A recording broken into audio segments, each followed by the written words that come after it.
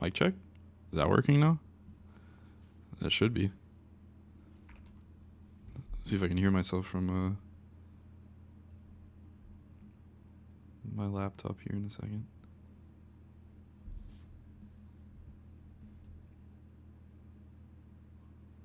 Mic check. Oh, there we go. Look at that. Sick. Okay. It's me, Mr. Very Fair. I made the video that I'm explaining. Okay, let me know if you can hear this at all. And if my voice is like too quiet compared to it, I'm just gonna kind of tinker with it a little. You are heard, thank you.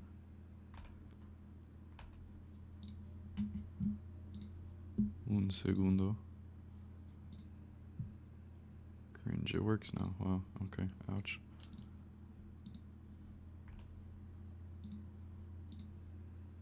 It's kind of loud. Is the video loud or is my voice loud? If the video's loud, that's fine. I was going to turn it down anyways. You hear it? Word?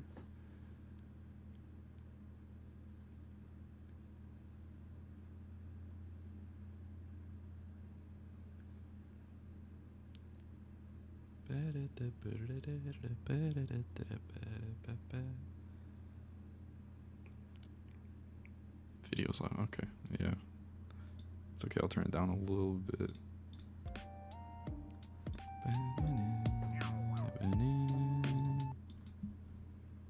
Okay. 7 viewers? 6 views? Oh, fuck. Well, the moment I acknowledge it, it goes down. That's tough.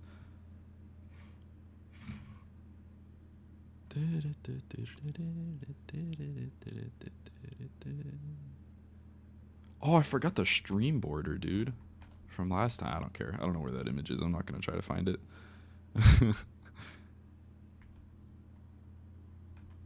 Just going to wait a little longer.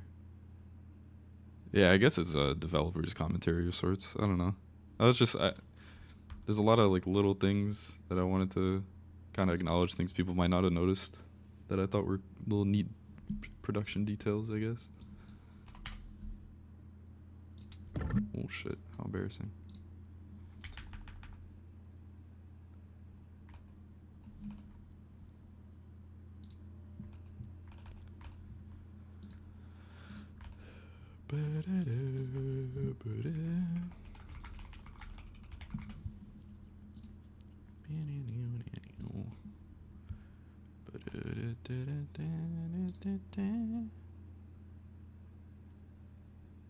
After 9 years in development, hopefully it'll be worth the wait. Listen, man. I did my best, okay?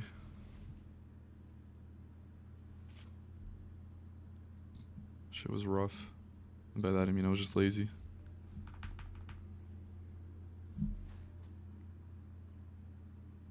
I downloaded this like Google Chrome extension to like hide the YouTube player, which is kind of neat because I do kind of want to do some like frame by frames.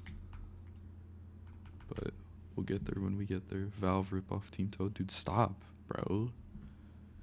Valve is awesome.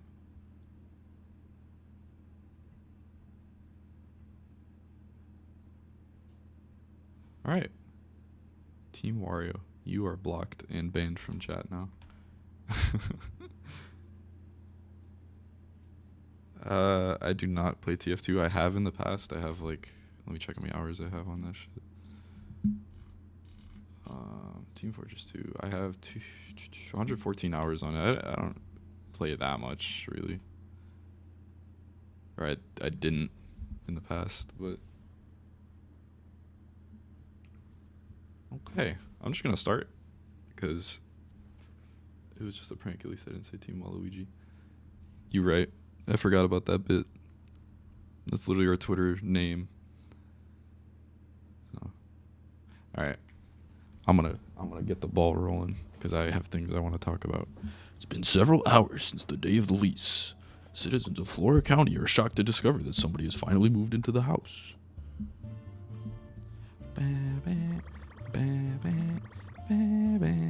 Alright, the date shit was always weird. So it is correct. It is the day after this day, but then the year is always a little weird. The year in this video, where is it? Where is it? Where is it? In Day of the Least, the first chapter. It was July 24th, XX10. So XX10 was my stupid way of like, there's gonna be a like time jump eventually, right? It's gonna be XX12 at some point, and XX10 making the first two digits XX was just my way of like not acknowledging that there's a millennia that it could be in. Like I thought it was weird to do like 2010 when I really could have just, I don't know. I feel like it's not that weird now. It's something I kind of regret, but I'm just trying to keep it consistent. So, but yeah, it is the day after. The font's a little different from Day of the Least, but it's whatever. I like this font more. There's this little kind of iris effect. Obviously, it has the outline. It's orange, like the color of the logo, color of the thumbnail. Nothing crazy about it. It's just kind of neat. The house, Flora County. This is this loop-de-loop. I've noticed someone was like, "Oh, the symbol in the background is the same as the one on the girl's shirt." The girl being Lillian, because it's on Lillian's shirt.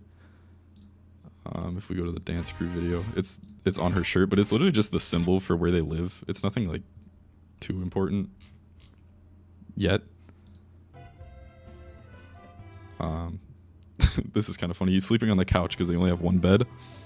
Pete spent the night, as they mentioned. That's loud as shit. My bad. They even let Pete, the purple shy guy, spend the night, so he's asleep on their couch right here. And then Swan is the one that gets the bed because he's a little shit. There's gonna be. I have this idea for a short where Puddin and Swan are like debating who gets the bed at the end of the night. So it's going to be like a whole video about the rules of dibs and like how they get to decide who sleeps in the bed. I don't know. I think it's kind of funny. I have part of it written out, but we'll get there when we get there. Pete wakes up because he hears a bunch of whittle talk outside. Is this quality yet? And then he peeks out the window. There's a little vignette around the screen. And then Dim and Lasden are talking behind the tree there. So the text is like flying out behind this little part. I thought it was kind of neat. Just kind of, he's not even using the pillows on the bed here. Yeah, you're right. Dim gets his shit rocked. And then here comes the boys. Okay, this shot is kind of interesting. Let me close Discord because I do not want to see that. Where is it? Channel trailer. Yeah, so in this channel trailer, which came out February 2020, before the new place really started at all, there's one moment. I think it's right here. Yeah, it's literally just these three, because these were the only three characters that I had finished. So now the shot has 4 people and then Dim standing there. I don't know, it's just kind of neat progression. Inspecting carefully he is. Me personally, I would never take that level of disrespect. Facts. But yeah, I think that's the exact frame actually. Maybe not. Maybe not. Whatever. Regardless, that's Spot was a new addition to that. I hadn't finished him by this point in the channel trailer. Anyways, onward. Pete's fucking horrific expression with the zoom lines around the screen. Here come the boys. This shot is interesting. Hold on. So a lot of them, you can tell their momentum, like when they're running, it increases, which means that I started recording, made them start running. So it doesn't look like they're just naturally coming at you. I don't know how to explain this much better, but you can tell that I started running when I started recording this clip, so their speed increases here. I don't know, it's kind of funny. This is horrific, by the way. Sorry. I'm having fun. Laz, did I mute the video? No, I didn't. Okay. Pete, how's it hanging? This is where Pete asks Lasden on a date, according to Mr. Game & Sketch. That was kind of funny.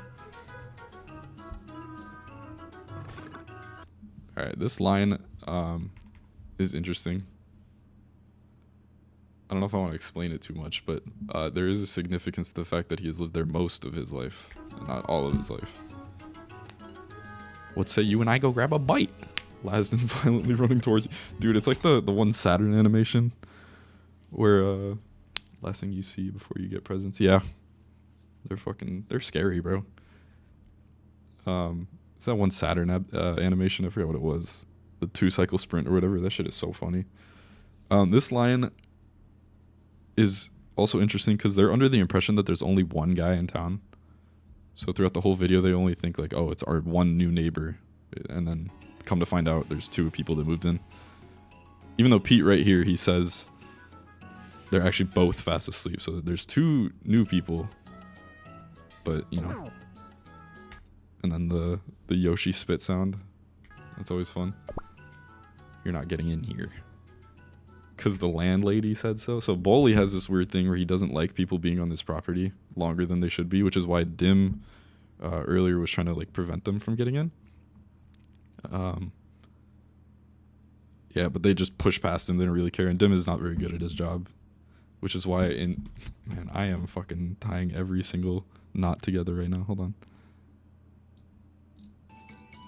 Right here in Day of the Lease, it says always the man for his job, always the man for the job, just not his own, which means he'd rather be doing literally anything else at any given moment.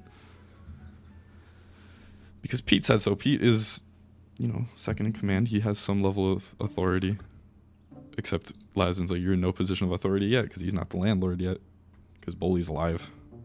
He's like, you called me Gumdrop? We have a new neighbor, a single neighbor, right? This bit is stupid. So this bit where, hold on, Lazin says Pete flinched, literally means nothing. It's just Lazin being a bully. But it came from like, in high school, there was this thing that people did where if you make someone flinch, you get to like punch them in the arm 3 times or something. It's like, bro, you flinched. I get to clock your shit. I don't know why that was a thing, but that's kind of where this came from. This is like part of the inspiration behind it. You flinched. Did not. He's a complete liar. I won the interaction. He says, so this is... Man, don't tell me my own bit is stupid. Get the fuck out of my chat. What is this garbage? Me personally, I would have never flinched. Valid. So you're not getting punched in the arm. This bit is just... This line is just kind of like... Lazin's a bit of a dickhead. That means I get to come in. That makes 0 sense. He's right. It doesn't make any sense. And here come the boys. Everyone's in here. Okay, this is my favorite unintentional thing. If you'll notice, watch Two-Tone in like sync with the beat in the background. Bum, bum. He moves to the beat. I did not mean to do that. It just worked out so perfectly somehow. And it's so funny. It's one of my favorite parts of this video. And Pete jokes that the tax collectors are here. Bum. So there's a lot of little music syncs.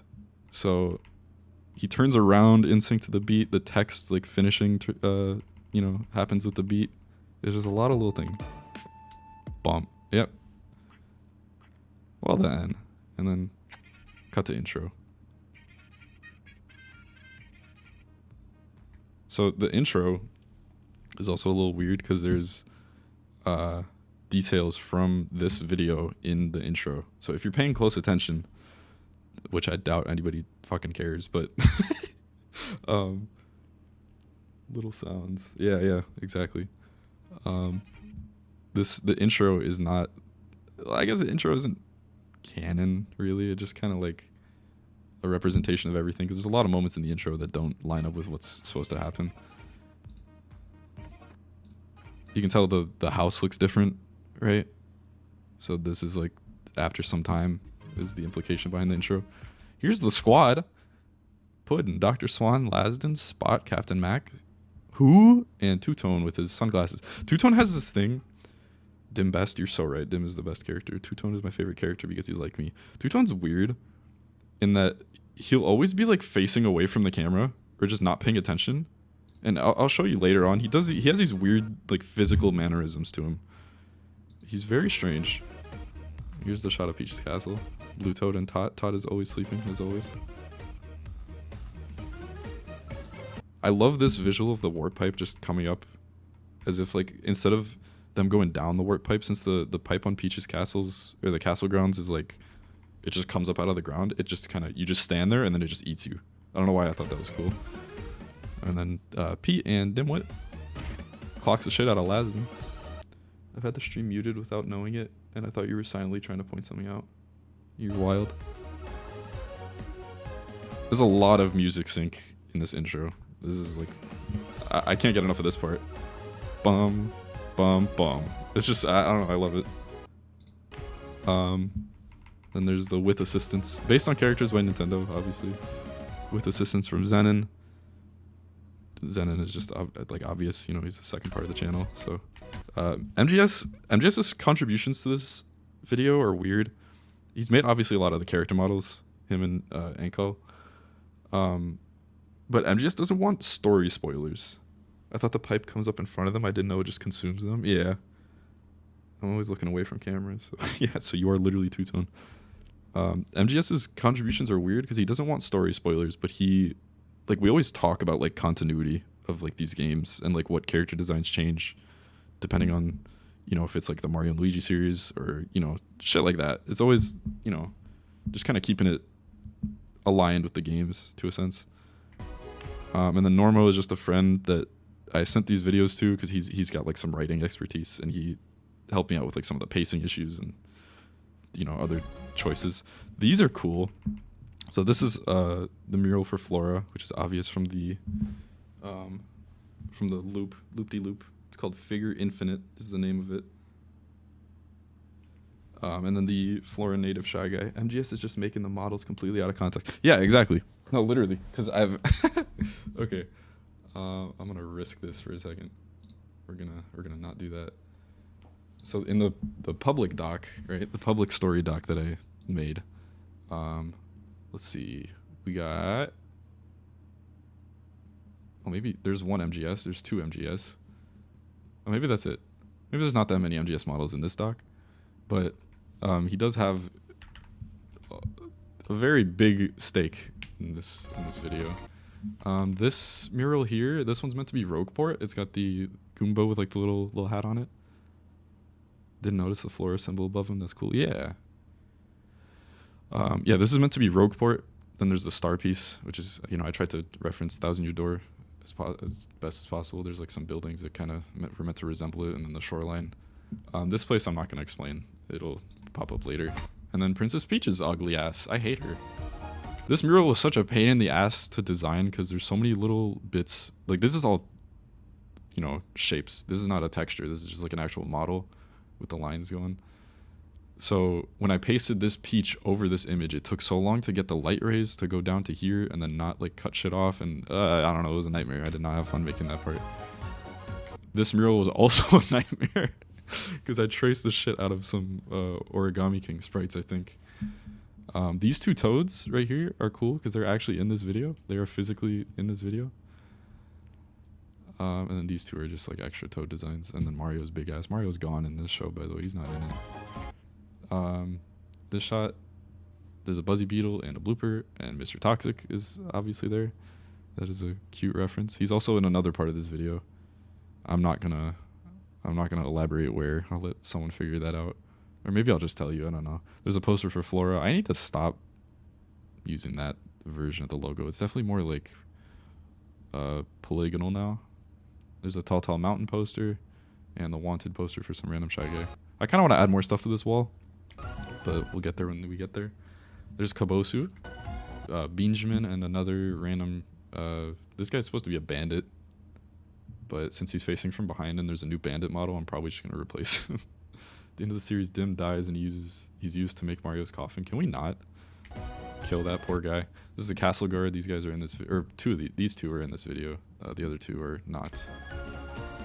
And then here's the squad. Okay, this is the shit I was talking about. This is a crazy character display here, right? So Swan lands from the pipe with his little expression. If you watch Max slowly, he's like bouncing up and down in his where he's standing. You see he's like moving a little bit. Lasden, his typical face expression. Dim is not interested. He's just looking at the floor. Spot is happy. She's like, Lillian's all like, you know, curious and surprised at what she's looking at. Hold on, I want to get back to that shot. And then if you watch Two-Tone, he's facing away from the fucking camera again. Like, it's just the same shit all the time. Look at this. He's so stupid. I love him. Yeah, this whole shot is loaded. Yep. Bowser. Yep. And then Mario's Kart, because he's not in this series. He's dead. He's not actually dead, but he's not in this yet. This Lean's having a vision of Ragnarok, bro. Probably. This shot is interesting because there was a point in time where I wanted to change the thumbnail for Day of the Lease. So this is based on like an actual thumbnail I made where Pete and Bully's heads are in the bottom, Puddin' and Swan are in the middle, making these exact poses. All right, there's a fucking character lineup. I thought this was cute. This is a new addition after the secret info, but Dim is actually the man for the job, but not his own. Don't tell anyone. Stop spoiling my fucking videos, dog. Before I ban you. But yeah, this was a new addition after I uploaded the intro the first time. When did that Bowser model become the meta? I don't know. Sometime after the like public release. I don't remember when. And then this shot. Okay, so this shot right here is interesting because it's kind of obvious what happens here. I'm gonna replay it a little bit. I hate that it rewinds me 5 seconds though. I love that character lineup music sync. It's so snappy. When it released, because it looks much better than any other Bowser model. So this is kind of obvious. If you know what happens in this video, you know what the deal is with Autumn and the other clown car. Autumn and this clown, the clown car in this video and Autumn are the same thing, just modified after some time. So the clowny's eyes are replaced with like these painted swirls and little streaks under the eyes. He's made blue, obviously, and then there's like these weird metal panels on the side of Autumn. Then he flies away. This, okay, sorry, I keep pausing and rewinding. I really should just let it play out. But Blue gets knocked back. There's these little effects here. I modeled those in SketchUp and then animated them. And then Toadsworth is back here and he looks up. If you set the video speed slower, the rewind scales with it. Really? Say you swear to God. Well, I don't want to watch this video at 0.5 speed though, you know? And then these two, these guys are interesting. They got a microphone that says Toad on it instead of like a Rode microphone. But these two are, where's the line? There's this really shitty line of dialogue in Day of the Lease. Right here. The Mushroom Kingdom News and Clary T are spewing rumors about Bowser. That is this guy. Clary T is this Toad. That is all. There's nothing. They're gonna show up in their own video. So the release like order I have right now is this interlude about Liline, the day she gets the invite for the party at Peach's Castle, and then after that is chapter 2. It's called As Seen on TV, and it's all about these two. So that video is gonna be fun. I can't wait to do that one because it's a ridiculous video.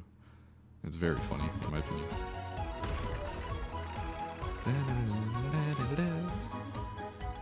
Powder. Some fucking explosion. I don't know what that was. There's a lot of shit that goes on here. Why is he, or where is he? That's the house it looks like. Why is he back there? That's weird. And then, if you're in our server, you know this thing, I hope. And then Beckett. Beckett's the narrator. He was in the, this interlude video. There's Uncle Beckett right there. So much dialogue, not reading all that. You know, that's like a genuine concern I have, that I just write a lot of shit that nobody's gonna read.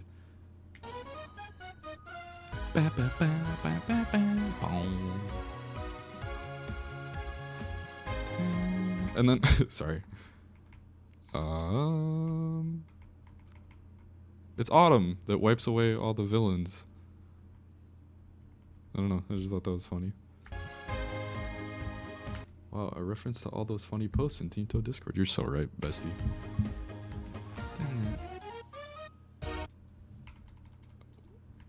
Ooh, what's that about? What's going on behind that fucking logo there? That's kind of crazy. What's going on back there? Alright. Now on to the video itself, lest I take another 3 hours finishing this. Chapter 1, the new place. So, there's like this... You can hear the audio like picking up before Lazin's introduction starts. I added that literally like 3 days before this video came out. That was like a very recent addition. If that's any indication of like the order I operate in, everything, fucking every single part of the video is always like being changed somehow. It's kind of annoying. which is why shit takes so long. But I don't know. I think it was worth it. All right. All these tiny little details in the editing makes this so Kino. Kino. That's funny. Thank you. So Lasden's full name is a strange one. So I came up with the name Lasden, right? His name was gonna be just Lasden, but then I'm like, every Whittle in this show has 2 T's in their name. So it's Dimwit, Beckett. There's one named Everett that I got down the line. So I'm like, Lasden's name can't just be Lasden, and I can't think of any other name. So I added this OTTEL suffix to it. And honest to God, I could not tell you how to pronounce his name. I want to say Lasdenotel, Lasdenodal, something like that. I want to say Lasdenotel. That just sounds fun. But I don't know how to say it. I am not going to lie to you. Lesbians represent. Yes, sir. Lesbians. You can call me Lasden, or if you're feeling dangerous, you can go for Laz too. And then the text slides away. So one thing I played with a lot in this fucking video, there is some shit going on upstairs. I don't know what just happened. A lot of the text in this video moves. There's a lot of text movement. Am I actually in debt? Even here, the text is moving. You can see it zooming in with everything. You see there? But who cares about me? You got like 12 other people to meet. I count 3. See, so he slides out of fucking nowhere, and the text just pops up from the bottom. I don't know. I think it's neat. Hi, Bang. Hi. Greetings. Welcome to chat. Lasden Hotel. I don't know. His name pronunciation is weird. It's red anyways. Nobody says it out loud, obviously. You're not going to hear Mario go, oh, Lasden. It's like, it's all text. You don't, however you want to pronounce it is whatever. I don't really care. The one that I do care about is Liline, because I'm a bitch.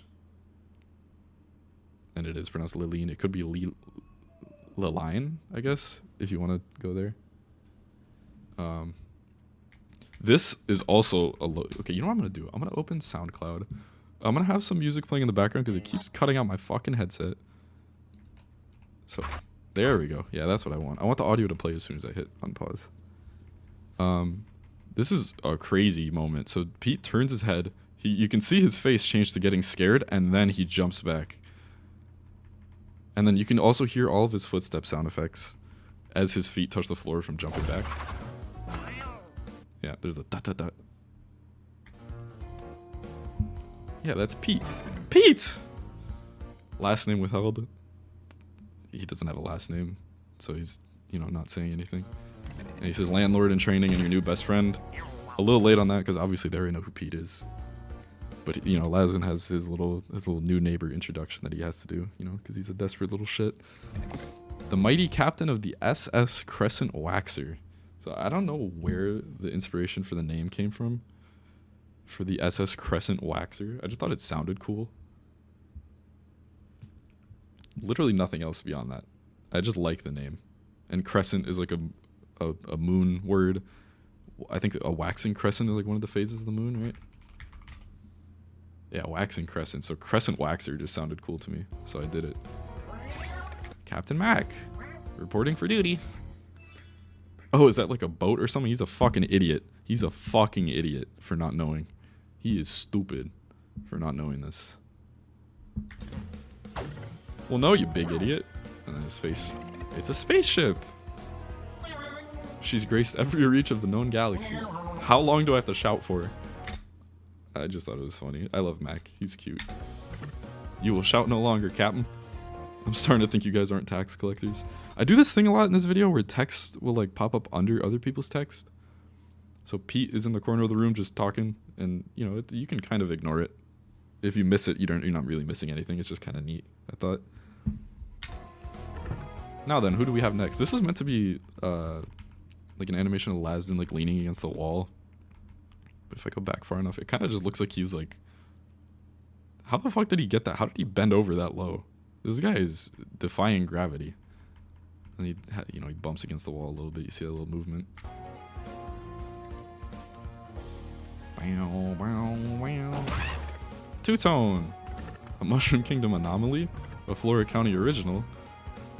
Nobody knows anything about him. This is another one of Two-Tone's weird mannerisms, if you pay attention throughout the video, look at how he walks all the way over here and then loops around. He does that so often. It's just strange, bro. Do you guys have a fridge anywhere? I'm in dire need of refrigeration. We actually don't have a fridge. Let's keeping up with the no fridge bit. I gotta keep doing that. Wait, you're what? This is another thing. Another bit of way I play with the text. He's in front of the text and then he walks away to reveal what he says. I just thought it was cool. So Spot has this, you can hear the little introduction. I want to rewind as precisely as possible. Spot has this little like intro tune that plays. It's the start of the Autumn Mountain battle theme from Origami King. You can barely hear it. It's like the bun, dun, dun, dun. You can kind of hear it anytime he does something. It's a pleasure to meet you, Lucky One. He's calling him Lucky because nobody lives in this house. You know, nobody has lived in this house in eons, for as long as they've known about the property. Yeah, right back at you, Spot. I'm legally obligated to let you know I'm banned from 4 separate kingdoms and 7 provinces within the Mushroom Kingdom. I don't know what crime this man committed. I do not have that planned out yet. But whatever he did, he is banned from 4 different kingdoms and 7 provinces, which is fucking insane. And it's so funny to me. He's just completely baffled. Huh. Isn't that cool? And the door getting kicked in. What's with all the ruckus? So this is kind of unfortunate. Spot is a dangerous fellow. Yeah, Spot is scary. I don't know. But he's also like, you can tell he's kind of sweet. I don't know. I feel like I tried to add like a little bit of warmth to him. In the way he talks to everyone. Because he calls him like Lucky One. He calls him a good kid and such. Need a map of every place he's banned from. Dude, I am not going to make a map for all this shit. He should commit more crimes throughout the series. Maybe. Maybe. We'll see when we get there. I don't know.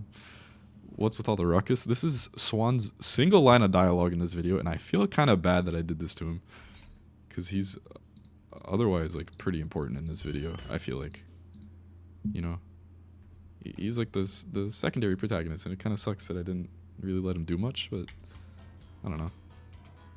Somebody else home? This is when he realizes that they got 2 neighbors instead of just 1. I don't know. It's kind of interesting. That's just my housemate, Dr. Swan.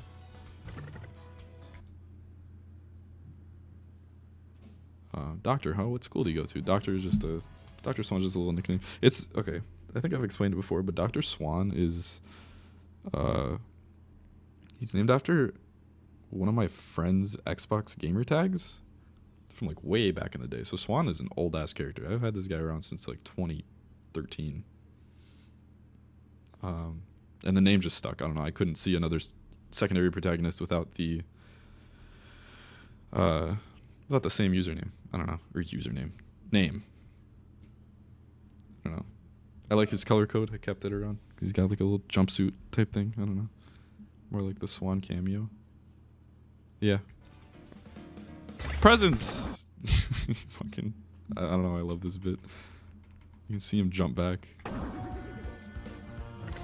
Housewarming gifts for our new friends. And then again with the vignette around the edge of the screen. It's just kind of like, hey, whoa, this is a gift. That's kind of cute. How about it?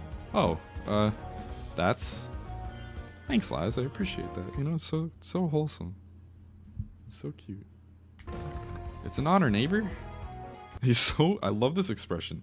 He's so happy about making new friends with neighbors. I don't know why he's got like this, not Ned Flanders type shit to him, because Ned Flanders is kind of uncomfortable. I don't like that guy, but I don't know. He's just so happy to be integrated into the society, and he says, "I'll go set this down in the other room with Dr. Goose, Swan." Mr. Duck, you got it. He is just electing to fucking completely ignore what he's saying. He does not care.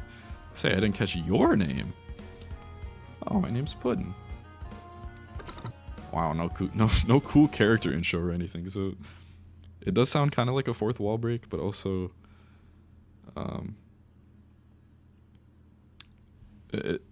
you know, that's what he's been doing this whole time. Is he's just introducing people. So it's a bit of a fourth wall break, but not really. I don't know. No. Alright, Pudinelope he calls him, so it's, you know, Penelope, but Pudinelope. I'll be in your bedroom for no... This is the most wild line of dialogue in this video, by the way. He says, I'll be in your bedroom for no age-restricted reason. Dude, is he gonna go in there and fuck Dr. Swan? That's a wild line of dialogue. And here comes Spot. There's the little music bit again. The dun dun dun dun. I want to play it again because I like it.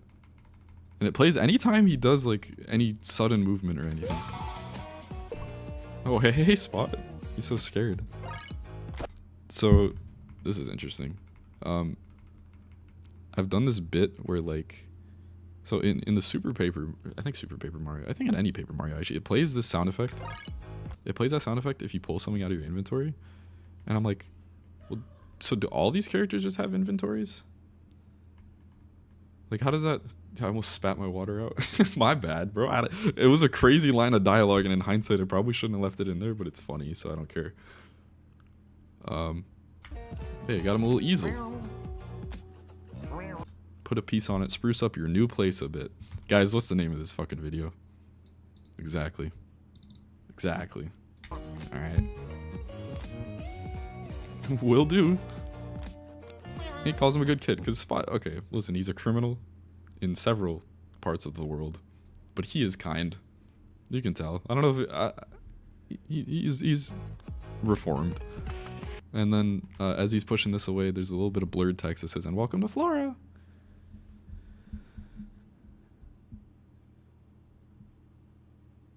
In the next episode, Swan calls him just lads for no explained reason. Their relationship is inexplicably much closer. That would be crazy. Title drop, yeah. Where would I even buy a painting? He doesn't know what he's doing. There's another fucking... I'm telling you, he's so weird. This is completely intentional that I did this. That he walks that way and then he turns around and loops back. He is so bizarre. I cannot explain anything about him because I don't even know. I just did weird shit. I brought you guys a fridge, he says. I'm lying. My presence is a present. This is one of the funniest interactions in this video, in my opinion. He just leaves. What? And then he's already on his way back. My sense of irony also happens to be a present. He should get a painting from Peach's castle. Well, it's a small easel, so he can really only fit like a... He can't fit one of those big ass frames. Two-Tone looks at the camera for 1.24 nanoseconds. Does he? Hold on, I'm watching the stream back right now on my laptop. I don't know, regardless. And then there's Mac. I suppose I'm next then. Kerpooya. He summons his fucking little model out of the heavens. I don't know where this thing came from. I cannot explain any of this, but it's so ridiculous. I thought it was funny and I left it. And then his visor cracks. He could take a smaller one from the upstairs. He could. He could. You're right. How did you just... So this is weird. I don't think anybody... I don't even remember leaving this in, but the text on this one has a little bit of a different transition. Instead of just fading in, you can tell it like kind of focuses in. It's a little defocus at first, and then it, you know, corrects itself. Mario Nova? Did you watch this video, dude? You better have watched this fucking video. Or I'm gonna cry. I'm kidding, I don't care. Odyssey Light, $99.99.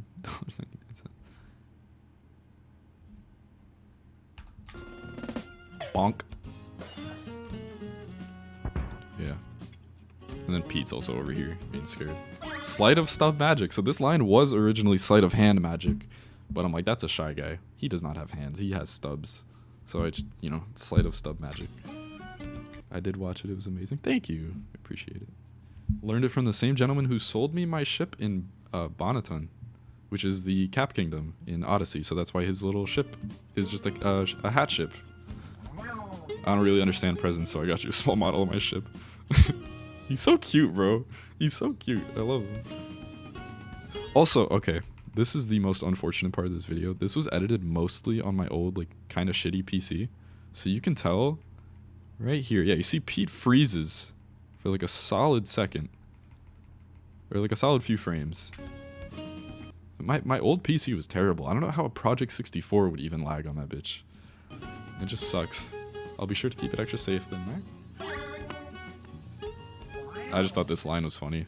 I may have only met you minutes ago, but I trust you with my life. He is fucking adorable, bro. And then here he comes. Well, how grand is this? Glad you all seem to be getting acquainted with one another. And it's him. Away from his post again. Hello, Dim. Do I happen to be interrupting something? We've got a bit of a housewarming party going on, friend. Oh, is that so, Captain? Looks more like house cooling to me. And then, again, with like the random text popping up in the bottom, Pete says that was a terrible joke. Because I wrote this line, I'm like, man, that's kind of funny. And then I read it back to myself when I actually got to this part of the video. I'm like, it wasn't that funny. So I added Pete's that was a terrible joke bit there. Say, Pete, what gets Bully so stuck up about this place anyway? All I know is he doesn't want to risk people damaging the property. So, yeah, that's Bully's whole shtick. He doesn't really. We'll get there when we get there. He doesn't like people being on this property, is all. But he, for whatever reason or another, leased it to someone finally after the longest time. I guess it's like, in his head, he's like, okay, I gotta fucking do something with this. I can't keep it, like, just, you know, mysterious and such. Are these books paperback? So this line is, like, a very, very slight reference to, fucking Matthew G.U.'s, like, Haunted Castle video, the Mario and Luigi one, where Luigi's like, oh shit, I hate paperback, or whatever the bit was. He's like, oh shit, I hate paperback. It's so hard to keep the damn book open when you're trying to read. I was just like, I don't know. I like the Matthew G.U. bits. There was a one in here too. This is about the fridge. You don't understand the magnitude of this situation. That's another line straight out of Matthew G.U. video. And then Tim says a crazy line. He says, my grandfather got turned into a paperback book when he died. That's insane. Which, he was lying. Also, this, okay. I don't know how many people noticed this. Mac right here, his visor's cracked. Then he turns around, turns back, it's fixed. I don't know how many people caught that. I thought it was cute. So I did it. And then this is the first instance of the word scrap, which is just like a I guess a curse word kind of, but you know, PG. So instead of saying shit, fuck, whatever, they say scrap. Oh, scrap, is he serious? Nope, Dim was lying about his fucking grandfather being turned into a book. Pete says, what do you want, Dim? Thought I'd try to strike up a conversation instead of, you know, telling people to get off the property like I usually do. Magic? Yeah, bro. Sleight of stub magic. I've got it under control. Don't stress your leaflet. The leaflet, obviously the little leaf on the top of Dim's head. No shit. This place needs some serious elbow grease. To which he says, you are a jointless creature. Because Dim does not have elbows. Because he has just arm segments, right? You are a jointless creature. These walls are super tacky. And who picked out this carpet? Princess Peach? Well, because it's literally the one in the castle foyer. So Max says, I mean, he's not wrong. Princess Peach did pick out that carpet because it is literally the one from the castle. Lazan comes back. Dim, you made it. He's so excited to see his... So there's implied history between the two of them. He's so excited to see him. And then Dim is just back to being an asshat. These are all the people you could get to come to your housewarming party. Didn't know you had a minimum value for me, kid. Well, it looked like a lot more people when you pushed me aside, which is, you know, in the intro when they shoved him to the ground. This is one thing I do a lot where, like, you can still see it, you know, the character will, like, clip through the camera a little bit, but they fade in, so it's a little less noticeable. I think it looks nice. And Pete turning his head to talk to him. Should we be worried about this? No, Dim and Laz just have a lot of unfortunate history, that's all. We were getting to this place no matter what. Woodman. Woodman. Mega Man reference. Unintentionally. I didn't mean for it to be a Mega Man reference. I just couldn't think of like a dumb nickname to call him here. You say that every time you guys trespass here. But people actually live here now. Yeah, we'll just tell Bully that Two-Tone sent a pizza to the wrong address. Which is crazy. How does that happen? I don't think we even have an address. Yeah, whatever. Come on, folks. What say we sit down and get to know your new neighbors? And then fucking Two-Tone again. Off camera, out of bounds. God knows where this guy is 99% of the time. He just pops up out of literally nowhere. Dim doesn't get an introduction from Laz. Yeah. Yeah, you're right. I never even thought about that, honestly, but it's like Dim is clearly so uninterested in trying to make friends, or like the minimal effort he puts in, he just comes off as such an asshat that, like, is it even worth it to, you know? Well, my agenda for the day only said greet new neighbors, so I love socializing, he says. I'd love nothing more. See, he's so sweet. He's so kind. I was born with everlasting indifference. See, Two-Tone makes no fucking sense what's so goddamn ever. And it's kind of hilarious. I'm gonna order a pizza to their address just so I can visit. Do it. Dim? So throughout this whole scene, I gotta rewind it a little. You can hear Dim's footstep. He's like slowly trying to walk away. You can barely hear it. And then he stops in his tracks. And everyone's like, see, this scene is so cute. But look at Two-Tone again. Why is he not facing the fucking camera, bro? I don't know why it's so funny to me that he's never looking at the camera. Yeah, I got work to do. Cap. Oh, no worries. Always a man for the job.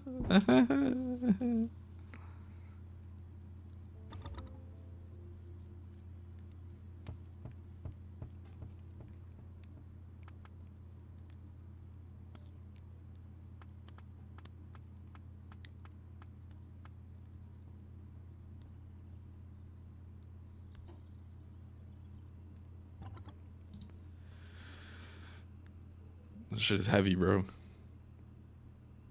It's actually not. It's, I don't know. I don't know how well it came off in the video, but it's like it kind of hurts everyone. It's like, damn. I kind of wish he stuck around. It would have been nice to have another person to, you know, introduce to the group, because they all know Dim. They're familiar with him, but he's just kind of, he doesn't want to talk to anyone. Two-Tone is the only character who's aware he's in a machinima and he is not having it. That is a really good idea. But yeah, Lazen, obviously he knows. Lazen was like excited for a second to see him when he says, Dim, you made it, wherever that was. Right, like here-ish. He says, Dim, you made it. He was so excited to see him for a second, and then Dim was just right back to his garbage. So Lazen is here now. Same scrap, different day. Same shit, different day. And these two have known each other a while. So Laz has been on this for fucking eons. That Dim is just like a stubborn little dickhead that doesn't want to talk to people for some reason. Dude, I feel so bad for Dim. Best character deserves better. Hey, you know.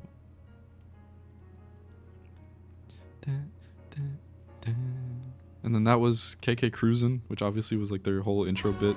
Oh, that's too early. That was their intro music throughout the whole video. So KK Cruisin' is just kind of like the leitmotif for all the new people, you know, Lasden, Mac, Spot, Two-Tone.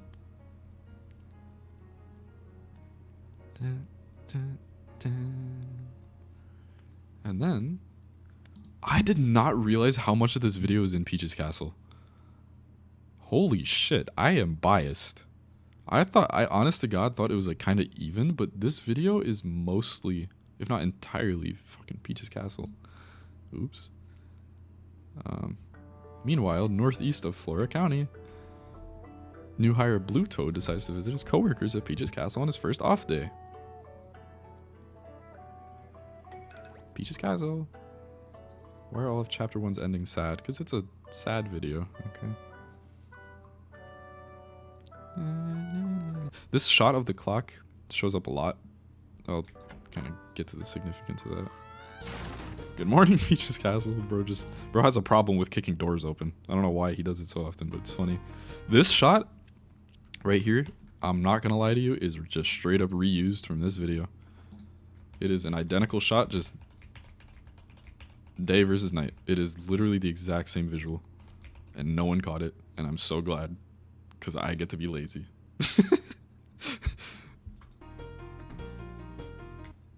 To make us depressed, of course, make us feel bad for dim and blue. Maybe I should stop practicing my intros when nobody's awake. Wait, actually, you know what? Oh, I didn't reuse this shot. Okay, never mind.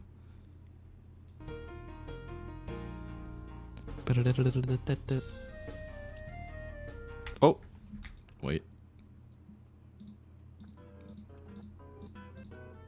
Which shot? There's another shot that gets reused, I think, if I'm not mistaken. Maybe not. I'm tripping. There's no shot that's reused. The difference is literally day and night. Yeah, dead ass. Nice to know you got your full 24-hour nap, kid. It's not lazy. It's like poetry. It rhymes. Or maybe it's just continuity of him walking into the same exact room literally the day after. Fucking never mind. Whatever. Blue? What are you doing here? It's a Sunday. Oh, well, yeah, but you do realize you're trespassing, right? Trespassing, she kind of, you know, sets it up for Spade later, where Spade kind of gives him shit for being in the castle on his off day, when he shouldn't be. I guess that's just not allowed. Blue also doesn't have a room here, so, you know, if you have a room here, I guess you can live here. Most of these people have rooms in Peach's Castle. He doesn't, because he's new. He's started literally 6 days ago at this point. So July 19th, I think it was. Yeah, July 19th, XX10 was his very first day in this meeting room with Peach. Which is crazy that this is the first thing he gets to experience, but he's being hired on as like a consultant to Peach, so. You mean Spade gives him scrap? You're right, my bad. He says, would you believe me if I told you I left something here last night? Toadette's like, no, because you didn't, because Toadette is a try-hard worker. She knows every little, tiny little friggin' detail in this whole building for some reason. He's like, yeah, I totally didn't. Would you believe me if I said I spent the night outside with a biddy bud? Did you? Yes, I have no bedroom here. Was it specifically so you could check if Tot made it home? Now, he says no, absolutely not, but literally in this video, he walks into the castle and he sees that Tot is home. So he's lying. He's being completely facetious. He definitely came back just to check if Tot was home and then slept outside because he has no bedroom. And he calls him worthless, but he's just being mean, you know. He definitely checked. He definitely did that on purpose.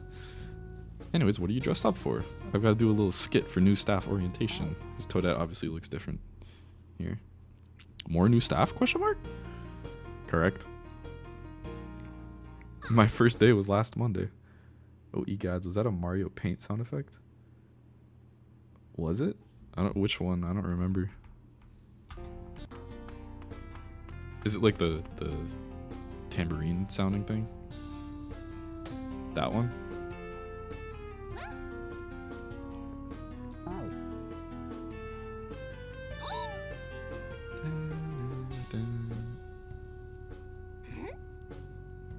SUBPAR theory.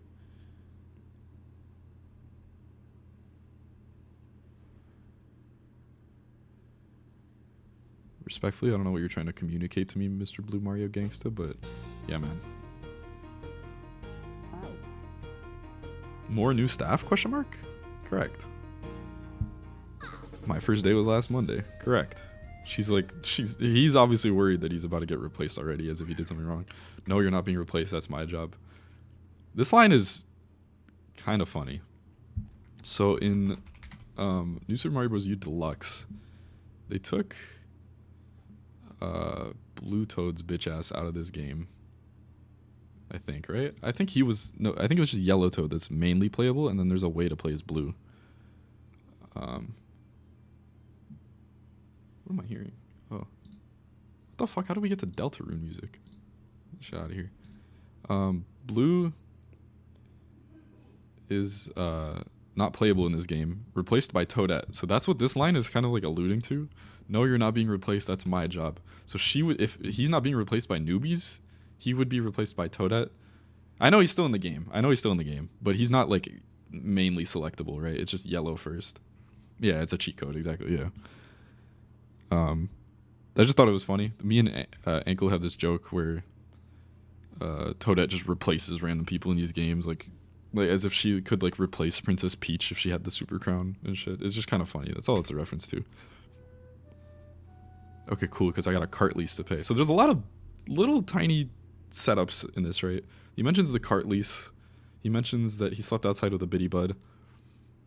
A lot of these things come back and pay off pretty quickly, but I just thought it was neat to set it up like this. I gotta finish setting up at Orientation Station 1. There's a subpar theory back. Oh, Mr. Does Luigi measure? Oh, okay, my bad. I understood. I get it. Wait, Toadette. The door opens. I'll tell you later.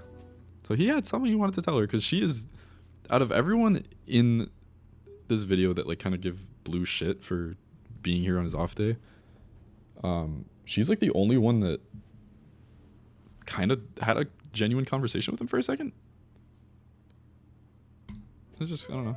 He obviously has like some kind of friendship with her at this point, because they also like talked a little in Day of the Lease. They have like this interaction here. They do talk a little bit, so they're not completely like distant. Obviously, they're not completely detached as everyone else in the castle is. They are like kind of friends by now. And then this is Kabosu. He's named after, I think, yeah, he's named after the fucking Doge. He's named after Doge. Yeah, the Doge's real name is Kabosu, and so I named this guy Kabosu because he's cute. It's even bigger on the inside. It's even bigger on the inside. Oh, and then there's another. Oh shit. There's another instance of character text just popping up. Right?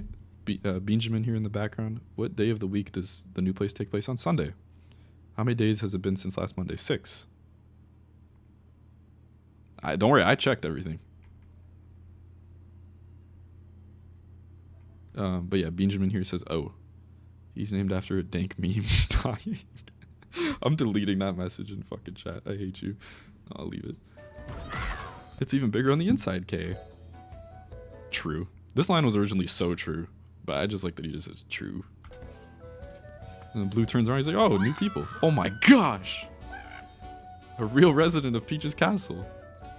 Well, I wouldn't say resident just yet, because again, I set it up before that he doesn't have a room. He does not live here. He slept outside. As for where he lives, that'll come up eventually, but he even talks like a royal. They're so goofy. I love these guys. They're so fun. Could you point us towards Orientation Station 1? Dude, how are you not gonna ask him about his cart? Oh shoot, you're right, he says in blurred text. He's named after a Homestar Runner joke. Now that's a mega base. Jesus Christ, man. Well, it's actually just a normal, he meant to say it's just like a normal cart. There's nothing special about it. He goes, it's totally got golden rims. Kabosu says, it has to have them. They're rusted rims. The wheels are disgusting. What is your salary like? I get paid in exposure. Have you ever been in the same room as Mario? So, let's do the math. If Blue was, his first day was last Monday, and Mario and Bowser haven't been seen in years. No, Blue has not been in the same room as Mario. That's a good one.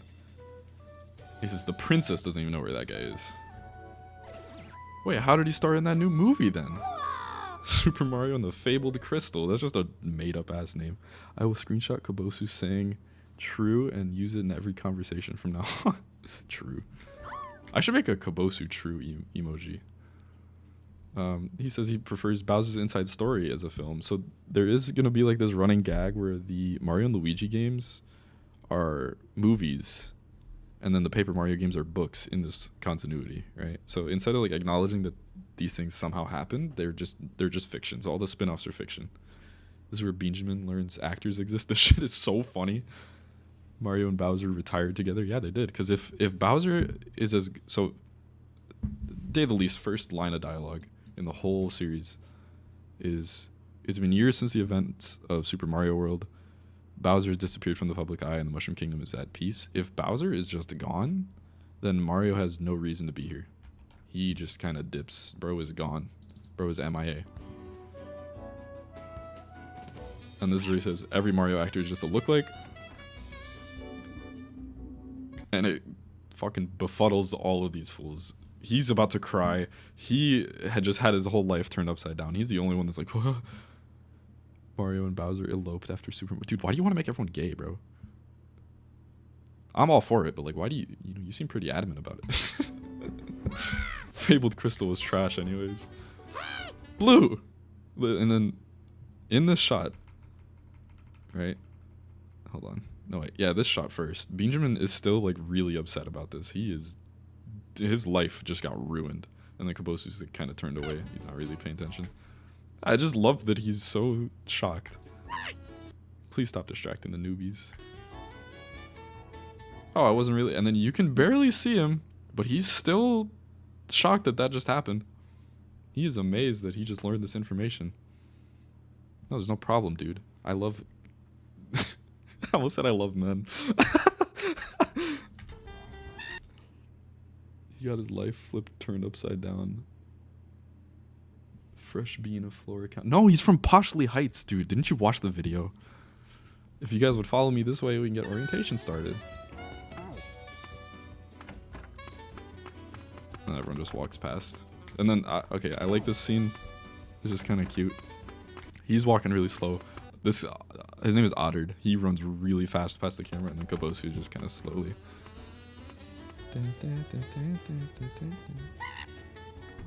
So there is, I don't know if you heard that, there's a door just shut behind them. There's a lot of instances where something will happen off screen, mostly doors opening and closing of people walking in and out, where you can hear it, and then in the next shot, it's like, oh, well, actually not this shot maybe, but in another shot, the door will be closed. Can I help you, he says. There's a sadness in your eyes, friend. He's like, what the fuck is this guy talking about? You are one to act strong for the sake of your new friends. He is digging into Blue's fucking ego right now. He is saying that like you have like this personality that you put on. You seem kind of like you have like a bit of like a barbed front is how I'd put it, right? Where he's like he's acting a little tough, a little kind of I don't know, a little less genuine than he actually is. So he's saying you act strong for the sake of your new friends because he just met all these people, obviously. But you're actually afraid for your life. This is real shit. He is pulling this out of somewhere. I can't stand custom models. Everyone should be a Mario recolor. Even Mario enemies, they should be Mario recolors. People who don't agree should burn. Some custom... I saw that shit on Twitter. That was strange. That was a take and a half, bro. That is a nuclear radiation to your take, bro.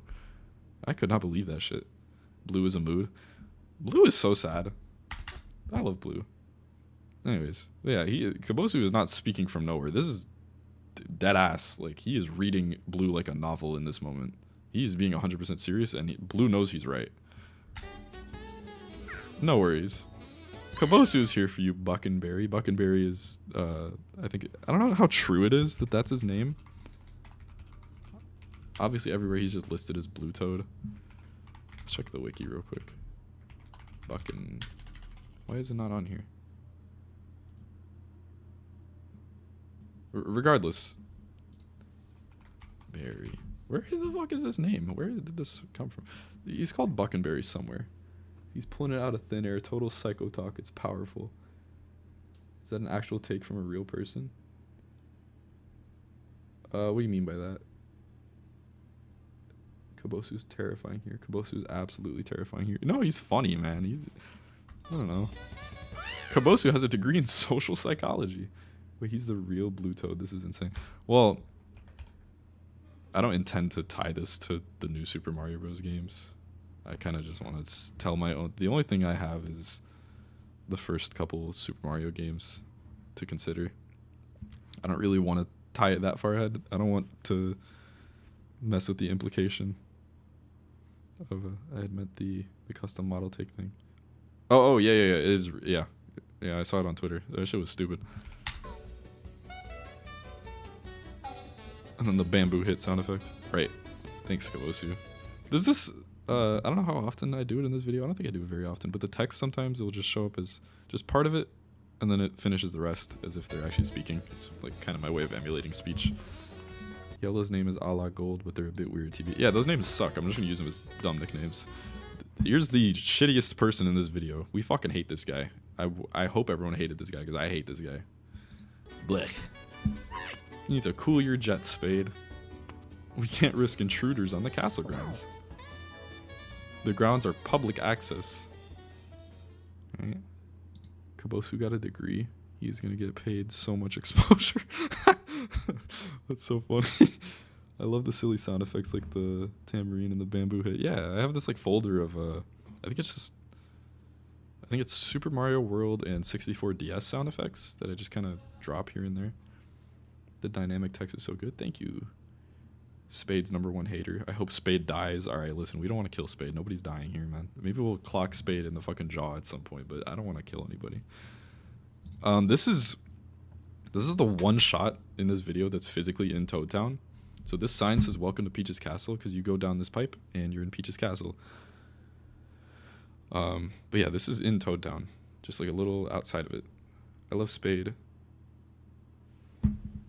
Zenon, I'm so sorry. I don't know how to pronounce that word. Pedant. Pedants have infinite comedy potential. Yeah, he's a dickhead. So he jumps out of the warp pipe carrying Blue's Biddy Bud friend that he spent the night on the castle grounds with. And he kicks his shit out of here. And then goes back down the warp pipe. And I low-key made one tiny fucking mistake on this part of this video. You can still see Spade behind the warp pipe. You can see him moving back there. I'm so mad at myself for that, and I hate that I caught it, because it's gonna piss me off for the rest of the time. Also, this is totally just a Family Guy cutaway. Just let it be known.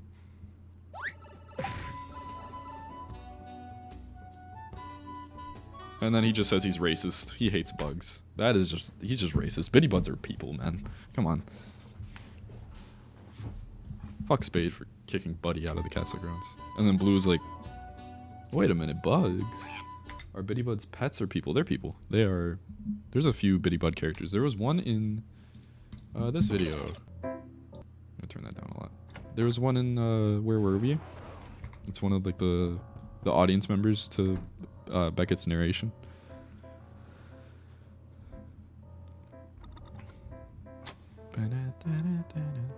Yeah, this guy, his name is Barry. He's one of the audience members.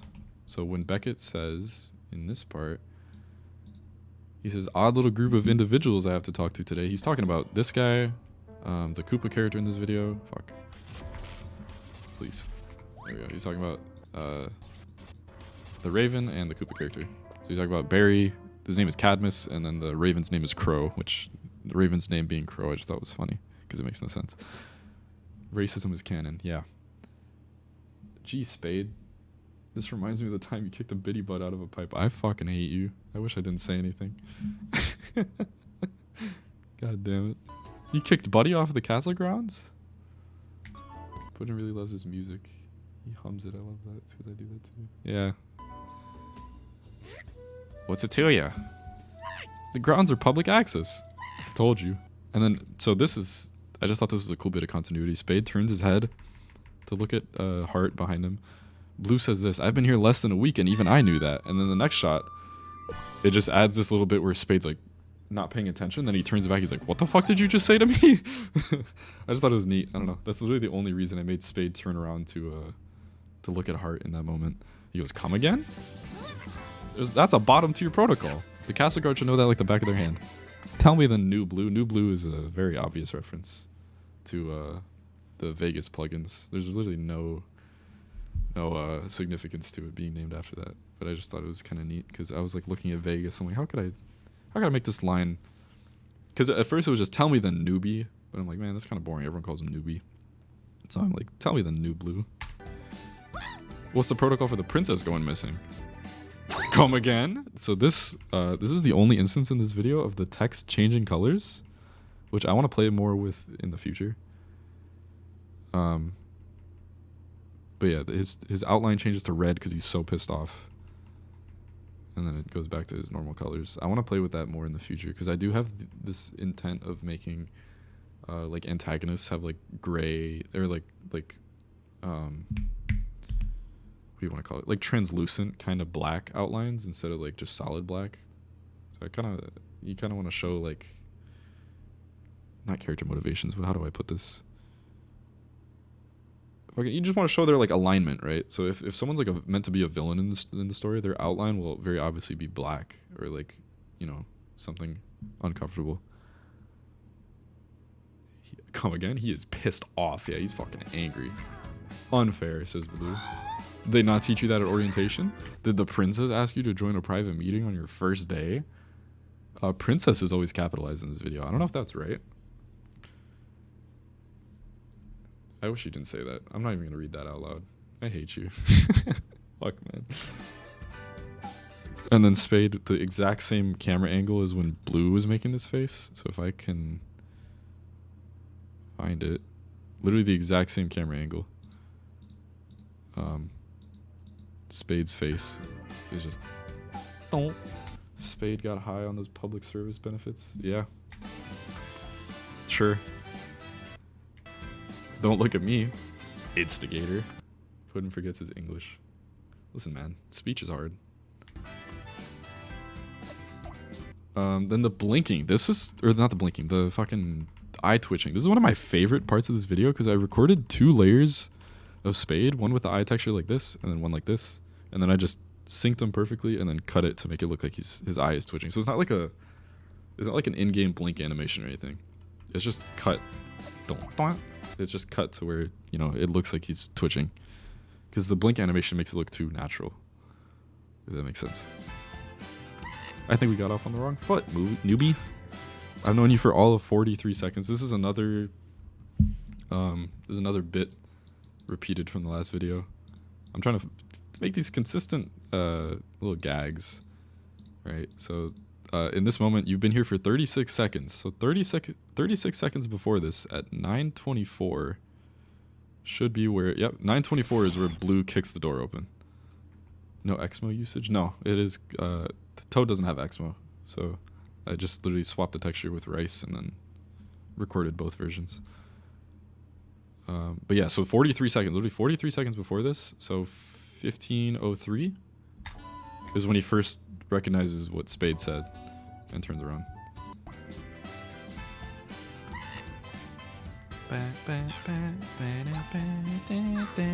There are so few feet to get off of. Obviously, because he said, I think we got off on the wrong foot. He's like, I've known you for literally not even a minute, bro. There's nothing to get off of. How'd you know the biddy, bud? You spent the night sleeping on the grounds. Hit it off pretty well, I guess. Yeah? Yeah. What say you go catch up with him in Toad Town? I'm good. I'm just here to visit my coworkers. And then he calls him an intruder. And he okay, so this is loaded. This is a loaded bit of animation. So first the camera's really close. He lunges. You can see he moves like unnaturally fast. And he swipes at him. Blue steps back. There's the zoom lines going around the screen, right? And then right here, you can see Blue is on the ground. Then he goes up a little bit. And then he, yep. So every footstep, every single time his foot touches the ground, you can see him move a little more. This is where Spade obviously slides to try to kick him in the fucking toes, I guess.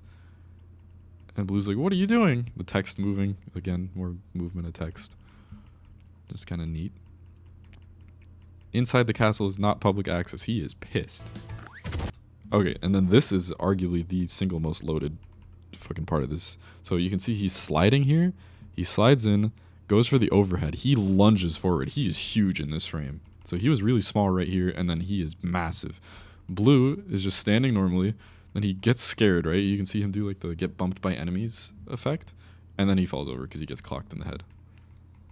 And Spade, so he's a little to the right, and then he punches and he bounces to the left. So there's a lot of like pan cropping going on here and animation splicing. Can we cancel Spade on Twitter for workplace hostility? Yeah. So I'm gonna let it play out just as it should.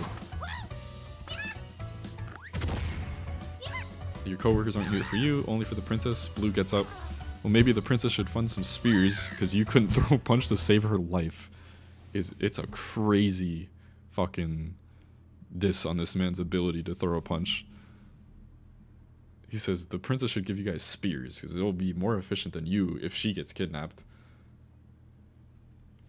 But yeah. And then this. So this, I think, I don't remember exactly how I did this. I don't remember if I changed the texture and just recorded 2 footage bits again, or if I think I just did color replace. I'm pretty sure it's just color replace. But yeah. So there's another spade layered on top of this, and then the pan crop fade effect is used to make his face go red. And then the little angry symbol, obviously. And then Toadsworth is here. So actually, in this moment, you can hear the door open. So I'm gonna shut up and let the door open. You can hear it barely. I think it's right here. Yep. There's a door opening. That's Toadsworth walking in. What happens to be the problem? He doesn't work today.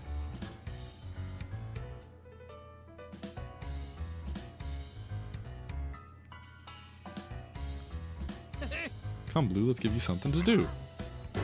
Blue was about to say, oh no, I don't really plan on staying. I wasn't trying to work today. I was just trying to visit my coworkers. And then Toadsworth gives him this fucking face. He's like, you're coming with me, bro. You have to follow me now.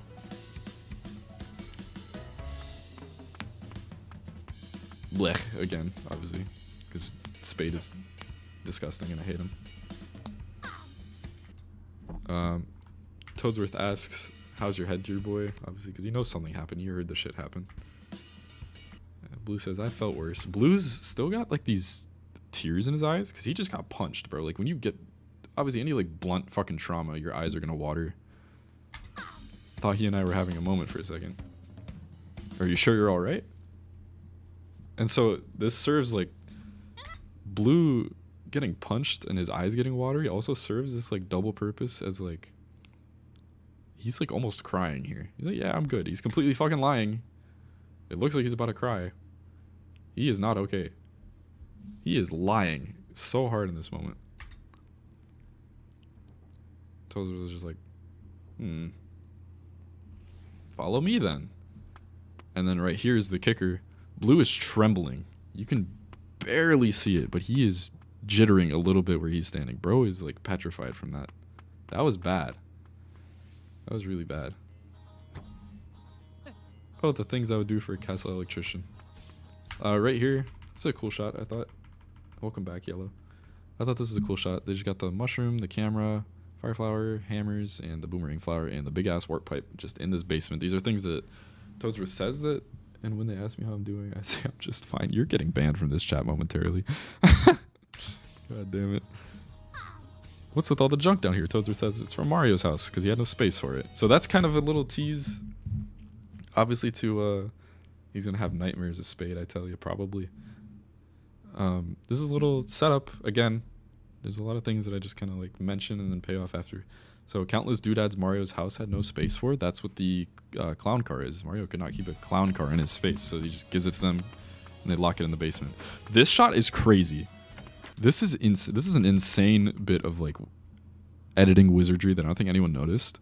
Toadsworth walks through the door, and then as he passes the door right here, there's a pan crop around this line so that the door is cut right here, so then it closes faster.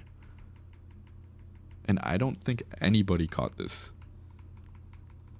So if you watch it in full motion compared to the game, the door definitely closes a lot quicker. Like the angle itself is okay, but like I'm just more amazed that I fucking pieced some way to do that in my brain. Because I wanted the door to shut quicker, and it does, you can just tell. And then Blue walks through the door, and then this is also pan crop to where Blue doesn't even close the door. The door just stays open. And he says, thanks for holding the door, dude.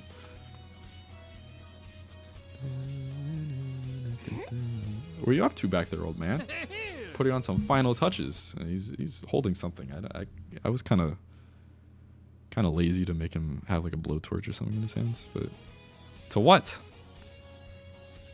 Toadsworth does not answer. So Blue's just like, huh, okay. Hey, what happened to Terry? Haven't seen that guy since our meeting, the secretary. So that is this guy. This guy is gone. I am done with this character. I am not using him again because I have Toadsworth now. The original intent was I wanted this guy to be Toadsworth, but I couldn't give him the body of Toadsworth. So I'm like, all right, I'll just make a new character. Toadsworth exists now, so this guy kind of serves no purpose. I kind of just wrote him out. Maybe I'll probably have him show up just like to keep, you know, some level of continuity, but he is useless from here on out, really. He never told me his name, so for all I care, he's Terry. Princess sent him to coordinate the reconstruction of Toad Town. He's working under Mayor Toadland for the time being. So the Toad Town in the intro, so like all this stuff here, this is all meant to be like a new, the town is new at this point, right? So I lost my whole train of thought. Everything in the town is new. And this is after the time jump that's supposed to happen. To where Toad Town has changed. So that'll be mentioned in As Seen on TV. That video is going to be all about Toad Town. Which is it's the video after the next one, I think. If I remember correctly. But yeah. Is that why Peach had me join her meeting on my first day? Which is the one in the beginning of the day of the lease. To an extent, I'm replacing Terry. You along with Oddard, Kabosu, and Benjamin. 3 scrappers I just met. So he calls them shitters, bro. He straight up calls these guys shitters, which is mean. But he doesn't, you know, he doesn't, he thinks these guys are kind of strange. Those guys know one another? No shit, they know one another. That is such a non-question. Why did he even bother asking that? And I did this little thing where they're like behind the wall and they're just kind of, you know, taunting him from behind. I assume they applied at the same time and vouched for each other. Lovely fellows plucked right out of Poshley Heights. Poshley Heights is from Thousand Year Door. It's chapter 6, I think, if I'm not mistaken. I just like Poshley Heights because it's meant to be like this strange town of disgusting, snobby, rich people, and then there's these 3 dorks that are also from there. They recommended each other for a position they applied for together. So this is like, okay, the job that I had this past summer, in the past year, a friend recommended me to the people that worked there.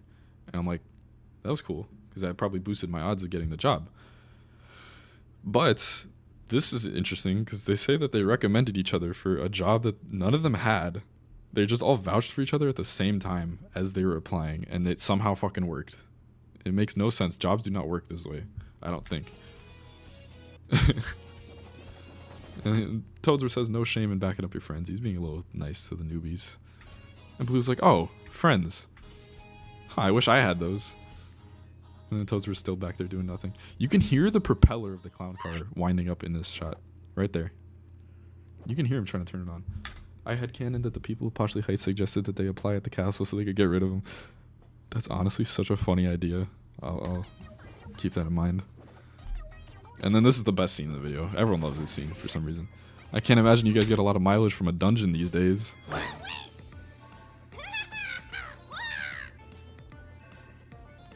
Get.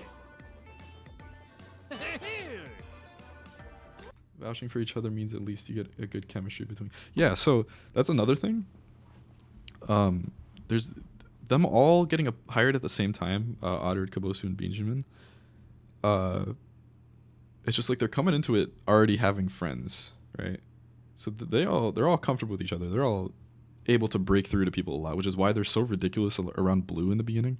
Because I guarantee if it was just one of them on their own talking to Blue, they'd be like a little awkward. They're like, oh, it's, you know, we're new here, but they're surrounded by their friends, so they're like, oh, we can bring this different vibe, right? Which is where Toadsworth goes into, or what he goes into later on about like Blue being like the template for the vibe in the castle, right? Because he's new, he has to do something to change the mood around. This is a loaded sequence also, like the green screen fight. So Clowny, the way I have Clowny set up is that I have the body. The body is just a picture, right? And then the propeller is a retextured version of the whole thing to where the the propeller itself. You know what? I'm actually just gonna pull it up. 1 second. Why is my search bar is not working? Oh my god, is everything crashing? Oh no, my computer is crashing. Give it a second. Okay, clowny.vag. So this should be the right Vegas file. A green chemistry. Perhaps I'm very sorry for this very irrelevant pun. I hate you. So the way Clowny works is that he is 2 layers. He is just the body, and then just the propeller spinning. And then I save it as a Vegas file, and then you can drop this Vegas file into another Vegas file to where the background is transparent. So there's a lot of reused shots of Clowny because I can only make so many perspectives of this fucking goofy ass body. So this is one. Every time the song goes ba-dam, it zooms in on him. And then Blue's like completely nonsensical shouting. I don't know how, okay, I don't know if I made this movement subtle enough, but he's like bumping into Clowny right there. Yeah. Oh, I'm about to sneeze, bro. Oh, excuse me, Jesus. Ouch. Okay. Anyways, carrying on. Tozer says, I knew I needed a better name. Blue says, how do you have this thing? How many perspectives of Blue did you get just for this scene? There are a lot of reused shots. Admittedly, there's like, so this shot gets reused several times throughout. I don't know exactly how many different perspectives. Same with Toadsworth. Toadsworth has a lot of reused angles. Thank you for blessing me. I appreciate it. Blue says, how do you have this thing? He says, Mario stole it from Bowser. Blue says, did you just implicate him in a crime? Toadsworth says, did you just insinuate that stealing from Bowser is criminal? And he says, you know how dangerous these things are. Yeah, so, fucking, what am I trying to say? I have this idea in my head, right, where clown cars, they make no sense. These things spit out infinite cannonballs, right? They have boxing gloves that come out. Their mouth changes shape, and they can shoot fire and like all this nonsense. And I'm like, clown cars are the craziest fucking invention. So they should be notorious for like being possibly the most advanced weapon in the entire world, because these things are crazy. They make no sense. I don't know how I'm gonna get into that eventually, but Jesus.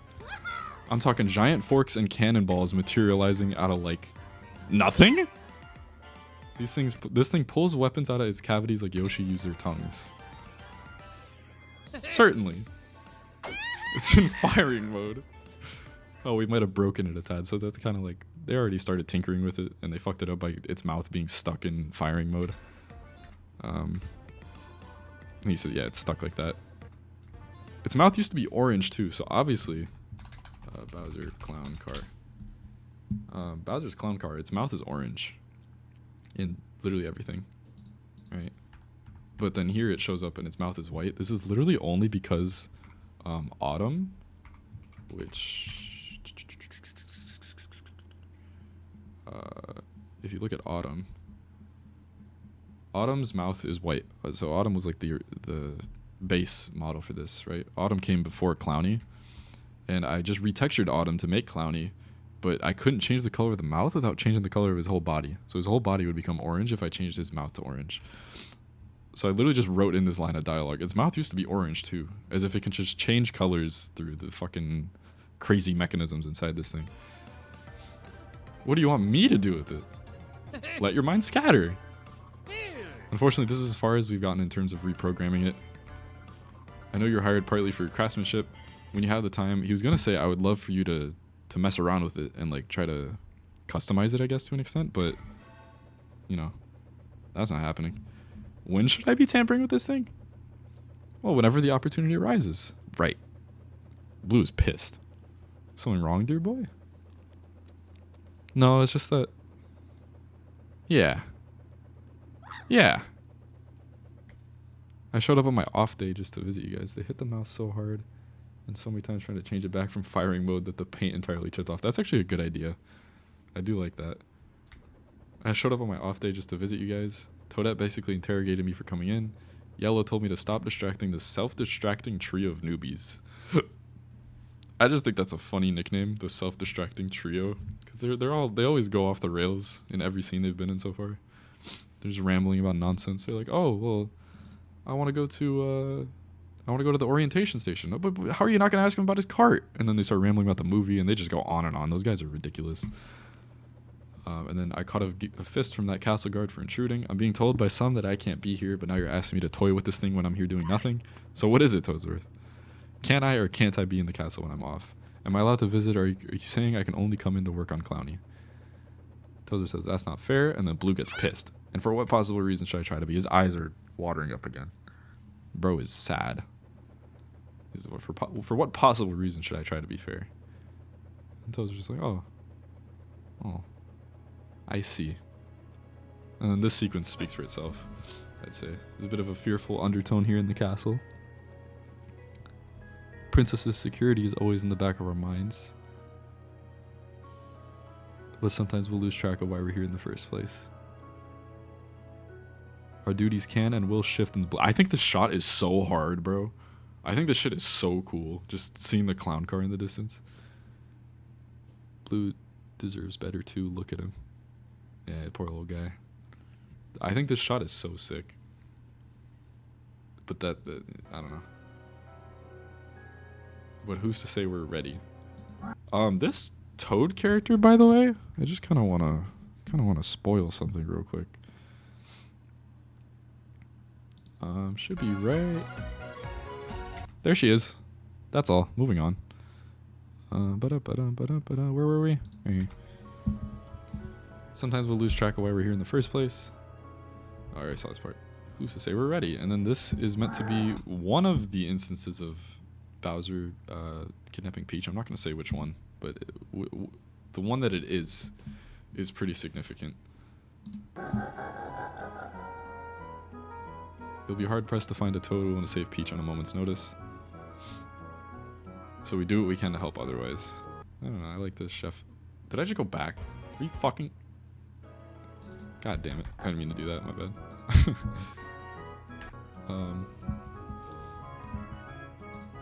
He's gonna pull out the Story Crew Bible and spoil us all. Yeah, the montage.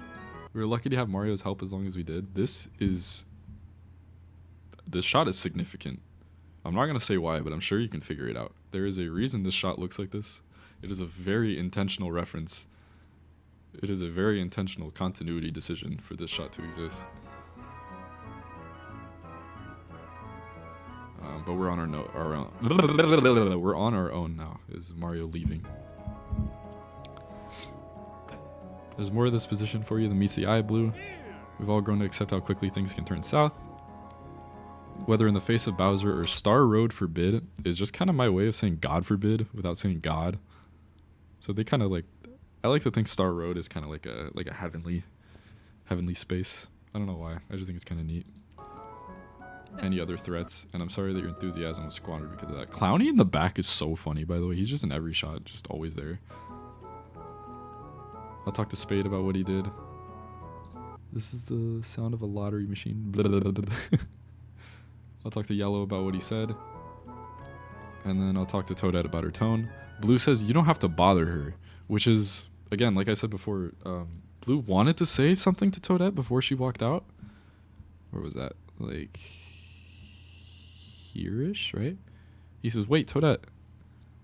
I'll tell you later, he says, right? So again, he has like some kind of... Star Road is the only place consistent among all 3 Mario RPG series, if you count Super Mario RPG at least. Yeah, he's right. But yeah, Blue is... He feels this sense of what do you call it? Companionship, right? Only with Toadette, because everyone else is like a dickhead to him, but she bothered to sit down and have a conversation with him for like at least a couple minutes before she had to go back to work. So she wasn't being a complete asshat to him, which is why he's like, oh, you don't have to bother her, it wasn't that bad.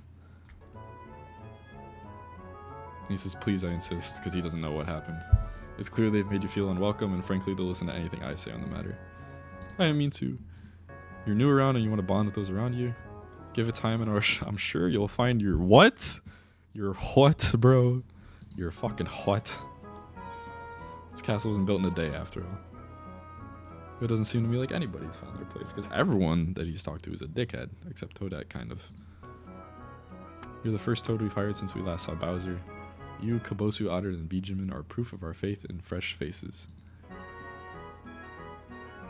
If all we've known is the fear of Bowser, then you're the best odds everybody has at changing for the better. Well, him and Kabosu, Otter, and Benjamin, but the thing is they're already friends, so they could very realistically fall into the trap of just being in their own little niche, like just the three of them being friends still and not kind of like befriending everybody. But obviously they've already talked to Blue. Kabosu already got into Blue's head the way he did, so realistically, you know, they could get along. It's too late for the rest of us to empathize with one another, so what say you set the example, he says. And he turns around. This is the first time he's smiled in so long, literally since like he owned, I guess owned. He was smiling when he was like, when he told Spade that Spade couldn't throw a punch. He was smiling there, but that was kind of like a cocky smile. This is the first time he's smiling like genuinely. Tozer says, I'm just doing my job. The princess doesn't have me supervise you all for nothing. Now about my offer. He's talking about Clowny, obviously. All right, yeah. I'll see what I can do with him. First order of business is a name change, though. Blue, smiling, restores all faith in me. Wonderful. Show me what you got, dear boy. I'll check in every so often to help out, and then he just leaves after all that. Wait, one more thing. And again, this is another thing that I set up earlier that gets a little payoff here. What are the odds I could get a room upstairs? I'll see what I can do for you, he says. Thank you. Look at how happy he is. It's the first time he's genuinely happy in so long. I don't know. I wrote that into the script. I'm like, something along the lines of like, Blue is shown smiling for the first time in a long time. Something like that. Tally-ho. I had to get a tally-ho in there because Toadsworth. And then the last, ba-da. I love that. Oh, sorry, I want to play it again. I love that so much. It's so stupid. And then he walks into the castle foyer, and you can hear all these toads. There's so many toads in this bitch. I'm a liar. I said earlier it's only Heart and Spade, but Diamond is also in this scene. I completely forgot. This is right here. You can see the two toads in the mural in the intro. They're right here. They're walking past Blue. Amnesty and Shifty are their names. Me crying like SpongeBob knowing he's sad again afterwards. Yeah, shit happens. This scene is very interesting. Right here. So this toad is not actually this color. This toad in the background is actually just a recording of Blue, but I just did color replace on it. I'm gonna sit on this frame for like 10 seconds.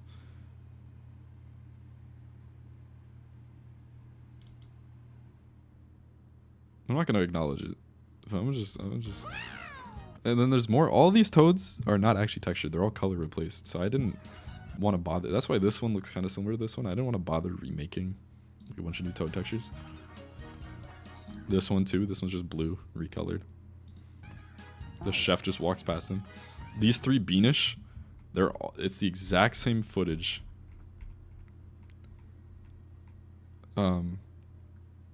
Fucking shit and fucking. It's the exact same recording of this front one, just color replaced to be lighter and lighter for each subsequent Beanish. Yeah, so they all walk past. You can tell it's the exact same recording. Hey folks, what do you got going on today? Meeting with the princess. Hey, sweet. You know, my first meeting was on my first day. I kind of just got thrown right into the ring. In that room right over there. So that was obviously... Fuck, I didn't mean to press that. That was obviously this room. The one from Day of the Lease. And he turns around and they're all gone. So get fucked. They hate him, I guess. And he just goes, oh. And he's sad again. What are you standing around for? Fuck this guy, by the way. No, we want to talk about Spade. No, fuck this orange toad. Fuck this guy. Well, I'm actually on my... He was about to say I'm on my off day, but he... You know, he doesn't want to keep explaining himself. It's so lonely. And then this shot again of the clock, just like it's like breaking the silence, right? So this whole foyer is completely empty, but the only thing making noise is the clock, just constantly going and going and going. And the clock sound effect is in the whole video. I have it on the bottom layer in this whole entire video. Or at least the parts in the foyer, the clock sound effect is at the bottom layer and it's just on repeat. So even if you can't hear it because of the music, it's still there, right? And then you cut to no music in this scene and it's just like all you can hear is the clock. Well, it looks like it's just you and me again, Tot. Even Tot's not here. You set the example, Blue. So he's quoting Toadsworth directly, obviously. It's not being subtle. This shot is kind of meant to... I don't know. It's not like meant to be anything crazy. It's just kind of like, you got a lot of work to do, buddy. Look at this whole ass castle and think about what's about to happen going forward. Because you have if you are going to be the one to set the example, then this is a big order that you have to fulfill. Do you want to? Is that something you want to do? Because obviously you're not happy in your current workplaces. Are you going to be motivated enough to do that? Or are you just going to fuck yourself? And then back to the clock again. You can still hear it.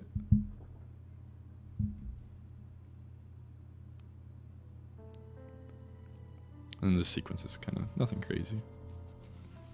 Like visually, at least. I don't have any production decisions to explain on this. This is their orientation, obviously. Oh, here's Peach's castle. Blue just watching through the banister. And then he walks away because he knows that, you know, he can't be a distraction as much as he wants to be involved, right? So he just leaves.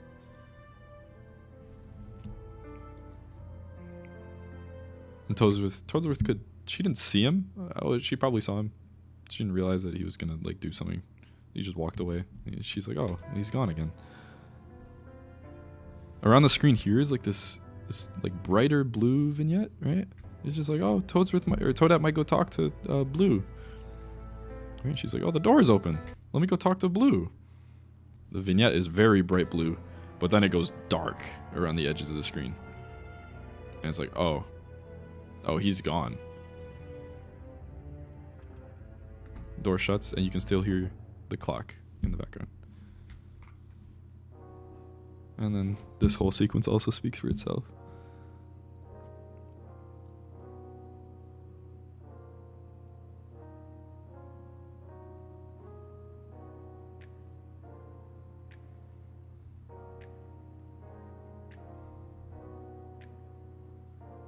He sees Dim again. But that's rough. Dim does not want to hang out, so he's sad again.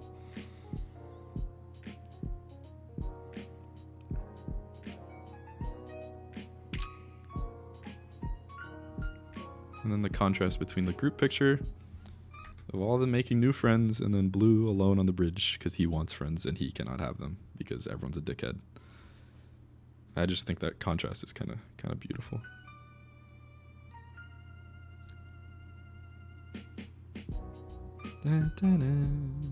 This is the first time this logo shows up in this video, and I just thought it was interesting.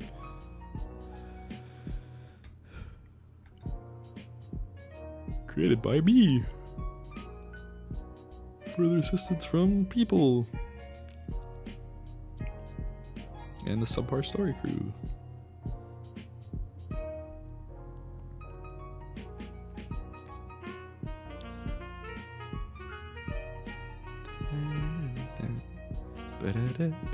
This is KK Cruisin', by the way. Again, KK Cruisin' was like used throughout the whole beginning part of the video with Lazen in them.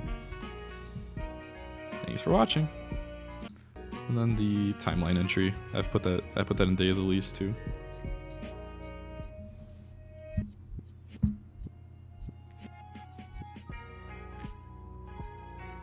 Very fair, more like not at all fair for Blue. And then there's the post-credit scene, which is, you know, it's fun. I love post-credit scenes, guys. Post-credit scenes are my favorite modern movie trend, right? Where you have to sit around 5 fucking minutes of credits just to watch some dumb tease of one character for the next movie. Nah, bro, just sit through a fucking...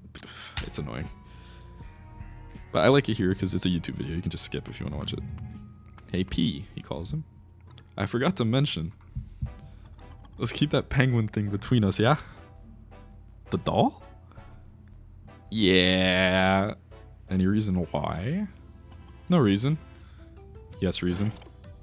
This is one of my favorite little moments. Right? So if we do the frame by frame, right? Lasden, he turns his head, squishes, jumps back, and like, you know, rebounds to his normal size. And then what on? Yeah, Mr. Game and Sketch, you think I didn't solve this shit on my own? Do you think I did not think about that? Get out of my chat. Get out of my fucking chat. I knew it was a Sunday. God damn it. Fool. I'm sorry. This is where Mac explains that Lasden stole the penguin doll. Lasden did not. Did. Totally did. Told you.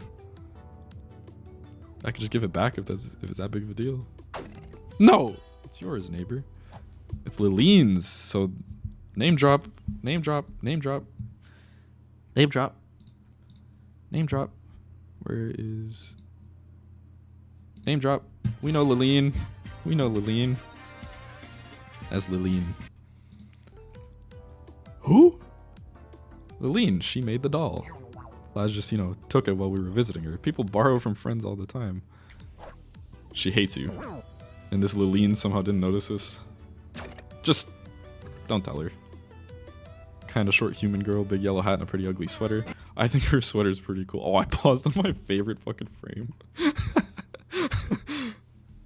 But yeah, I like this bit where the camera zoomed in and then it zooms out and there's someone else standing there and they're like, oh shit, what the fuck? Where did you come from?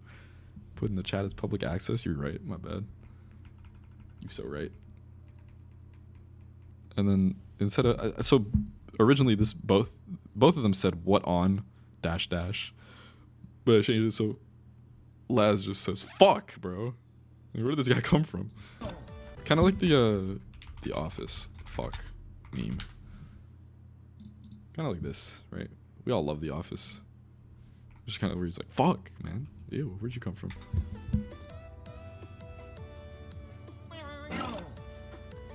Oh yeah, Mac's fucking mask breaks again. I just think it's so funny. If it makes you feel better, the easel and crescent waxer were not stolen. The other two gifts were genuine. They actually got these gifts, so you don't need to rub it in.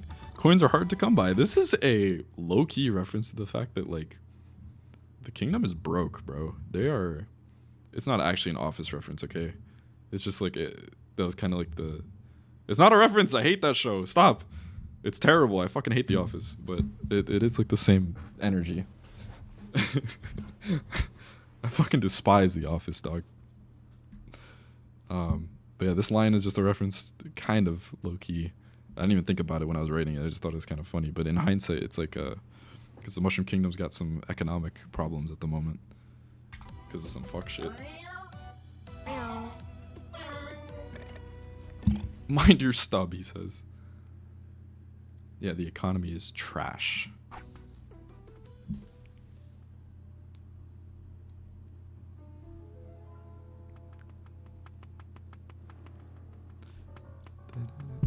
This, I'm so glad somebody, or like some people in chat caught this, right?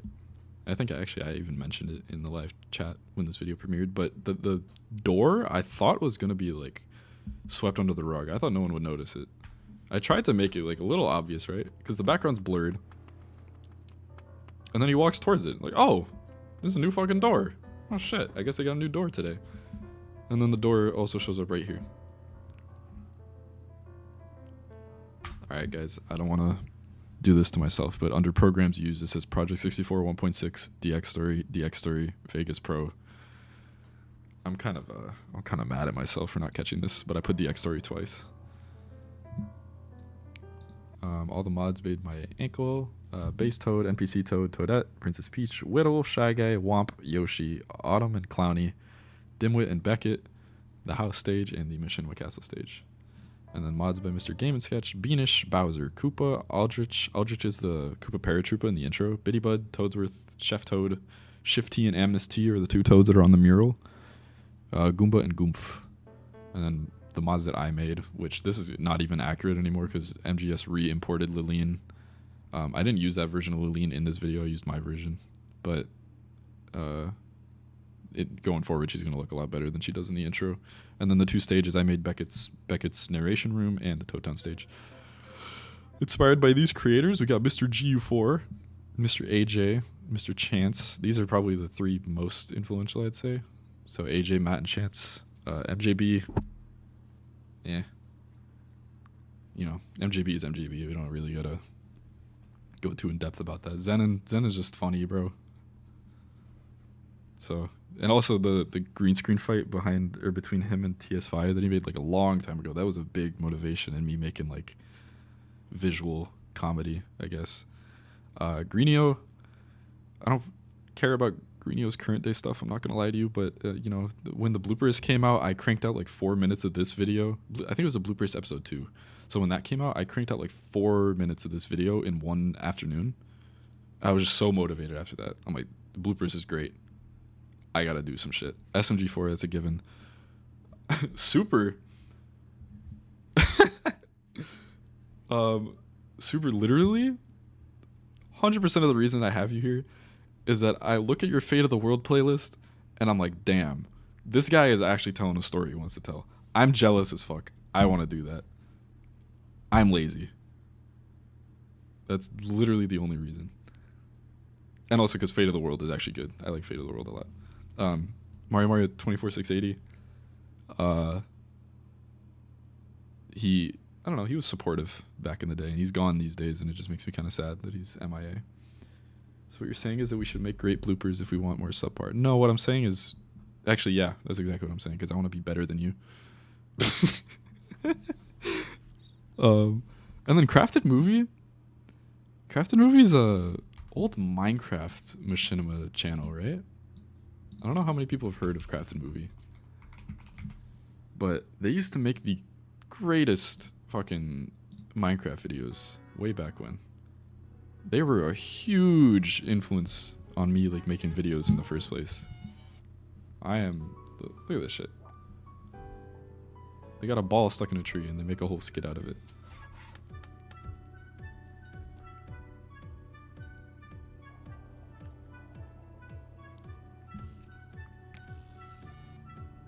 Look at this. Yeah, I love Crafted Movie. They are a huge influence. And then inspired by these worlds. So this section is only story, really. Story and characters, I guess. Paper Mario, Mario and Luigi, and then it just goes off the rails. It's fucking Star Wars, Call of Duty, Zombies, and the Modern Warfare campaign trilogy. And then Beckett's room to cut out the chapter, or close out the chapter.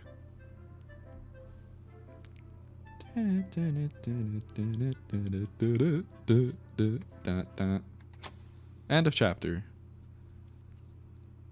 And then Lasden's face is like the iris to close out the video. Oh, we did it! GG. I don't really have anything else to say. That's all I wanted to do. I love this video though. I'm gonna let this play out a little bit just because this video is fun.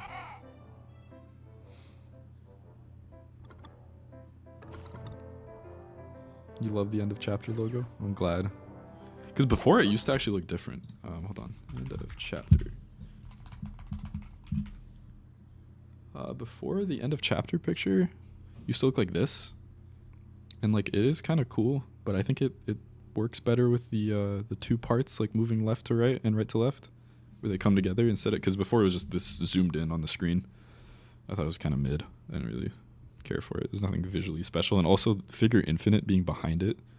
It's already on the book. You don't need it on the screen twice, right? So, I don't know.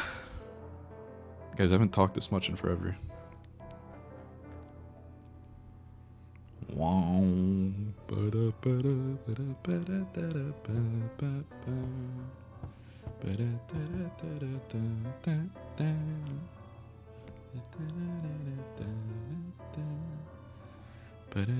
You would have preferred it? Really? Respect. I didn't really like it.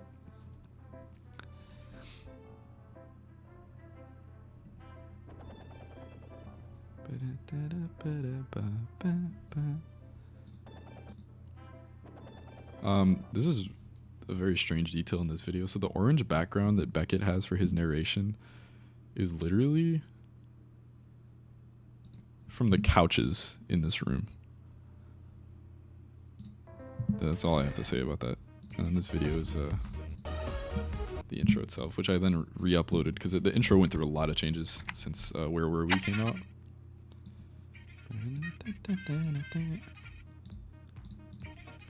Me spotting that C usage for Where Were We in the end of... Yeah, you're right.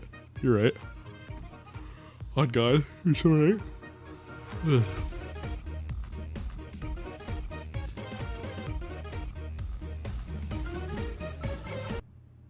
One of the best things that SUBPAR has over other series is that the music and other things sync so well. Thank you.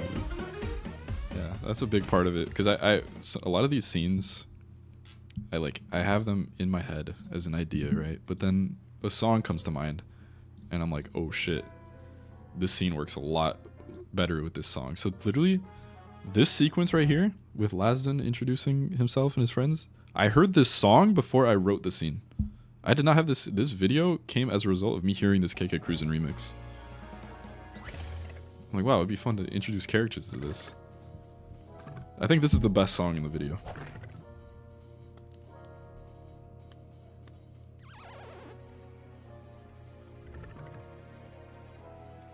I don't know.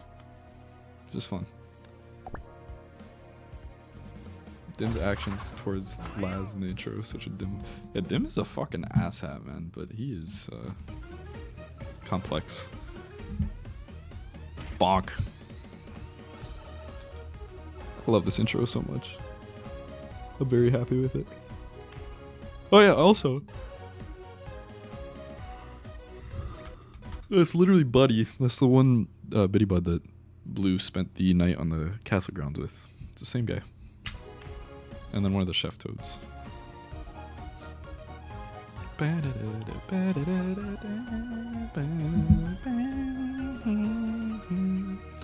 I am so sorry that I keep rewinding to this scene, but there's so much going on. Mostly Mac like bouncing in where he's standing.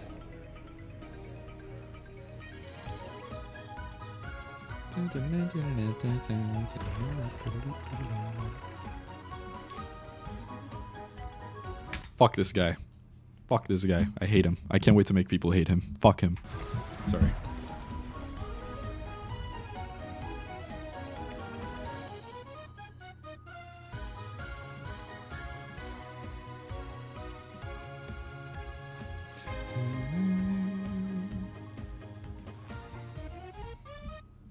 And again, there's a little thing behind here. If I might ask, is that one toad failing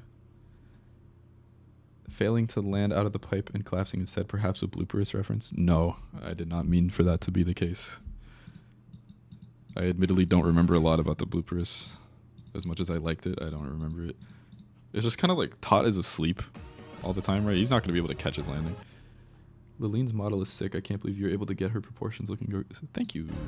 She's interesting because so the version of her here, I imported this and it doesn't look as good as the one that MGS imported recently.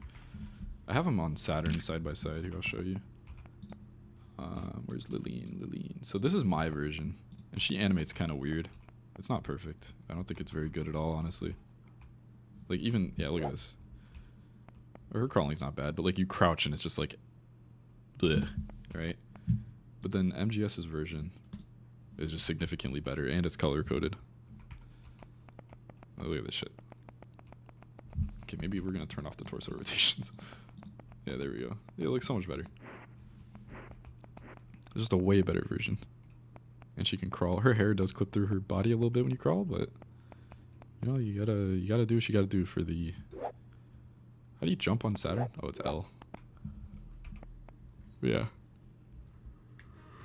What's this intro? Oh yeah. After the logo. There is something behind this image that nobody caught. And I mean, I don't expect people to catch it because it's very subtle and it's like 2 frames of video, but I think it's just neat to hide in little details like that.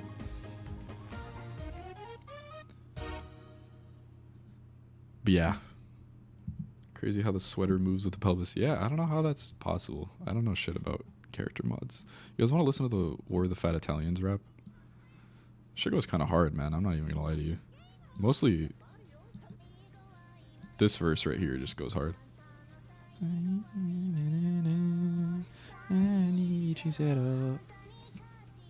Shit is beautiful, bro. Everything else is kind of like okay. Matt's singing is good. You guys want to play Fortnite? Most of the time when I import models, it doesn't bother me much if body parts clip into each other, since I know there's not much I can do outside of re-rigging the model. That's valid. But I don't know. I'm glad I trusted Lileen to MGS instead of trying to do it myself. Because as much as I like worked on Lileen myself, like, you know, I spent a lot of time on SketchUp fixing up her model and trying to make it look nice. I don't know. Importing is not my shtick. I'm not very good at it. So, yeah. I think I'm going to call it here because I've been streaming for 2 hours now and I am tired and hungry. But thank you guys for tuning in and for listening to me ramble about my video for 2 hours. That was fun. I hope it made a little more not sense. I don't know how coherent the video came off across when it came out and like upon watching it for the first time. I don't know how much it made sense, but I hope that it.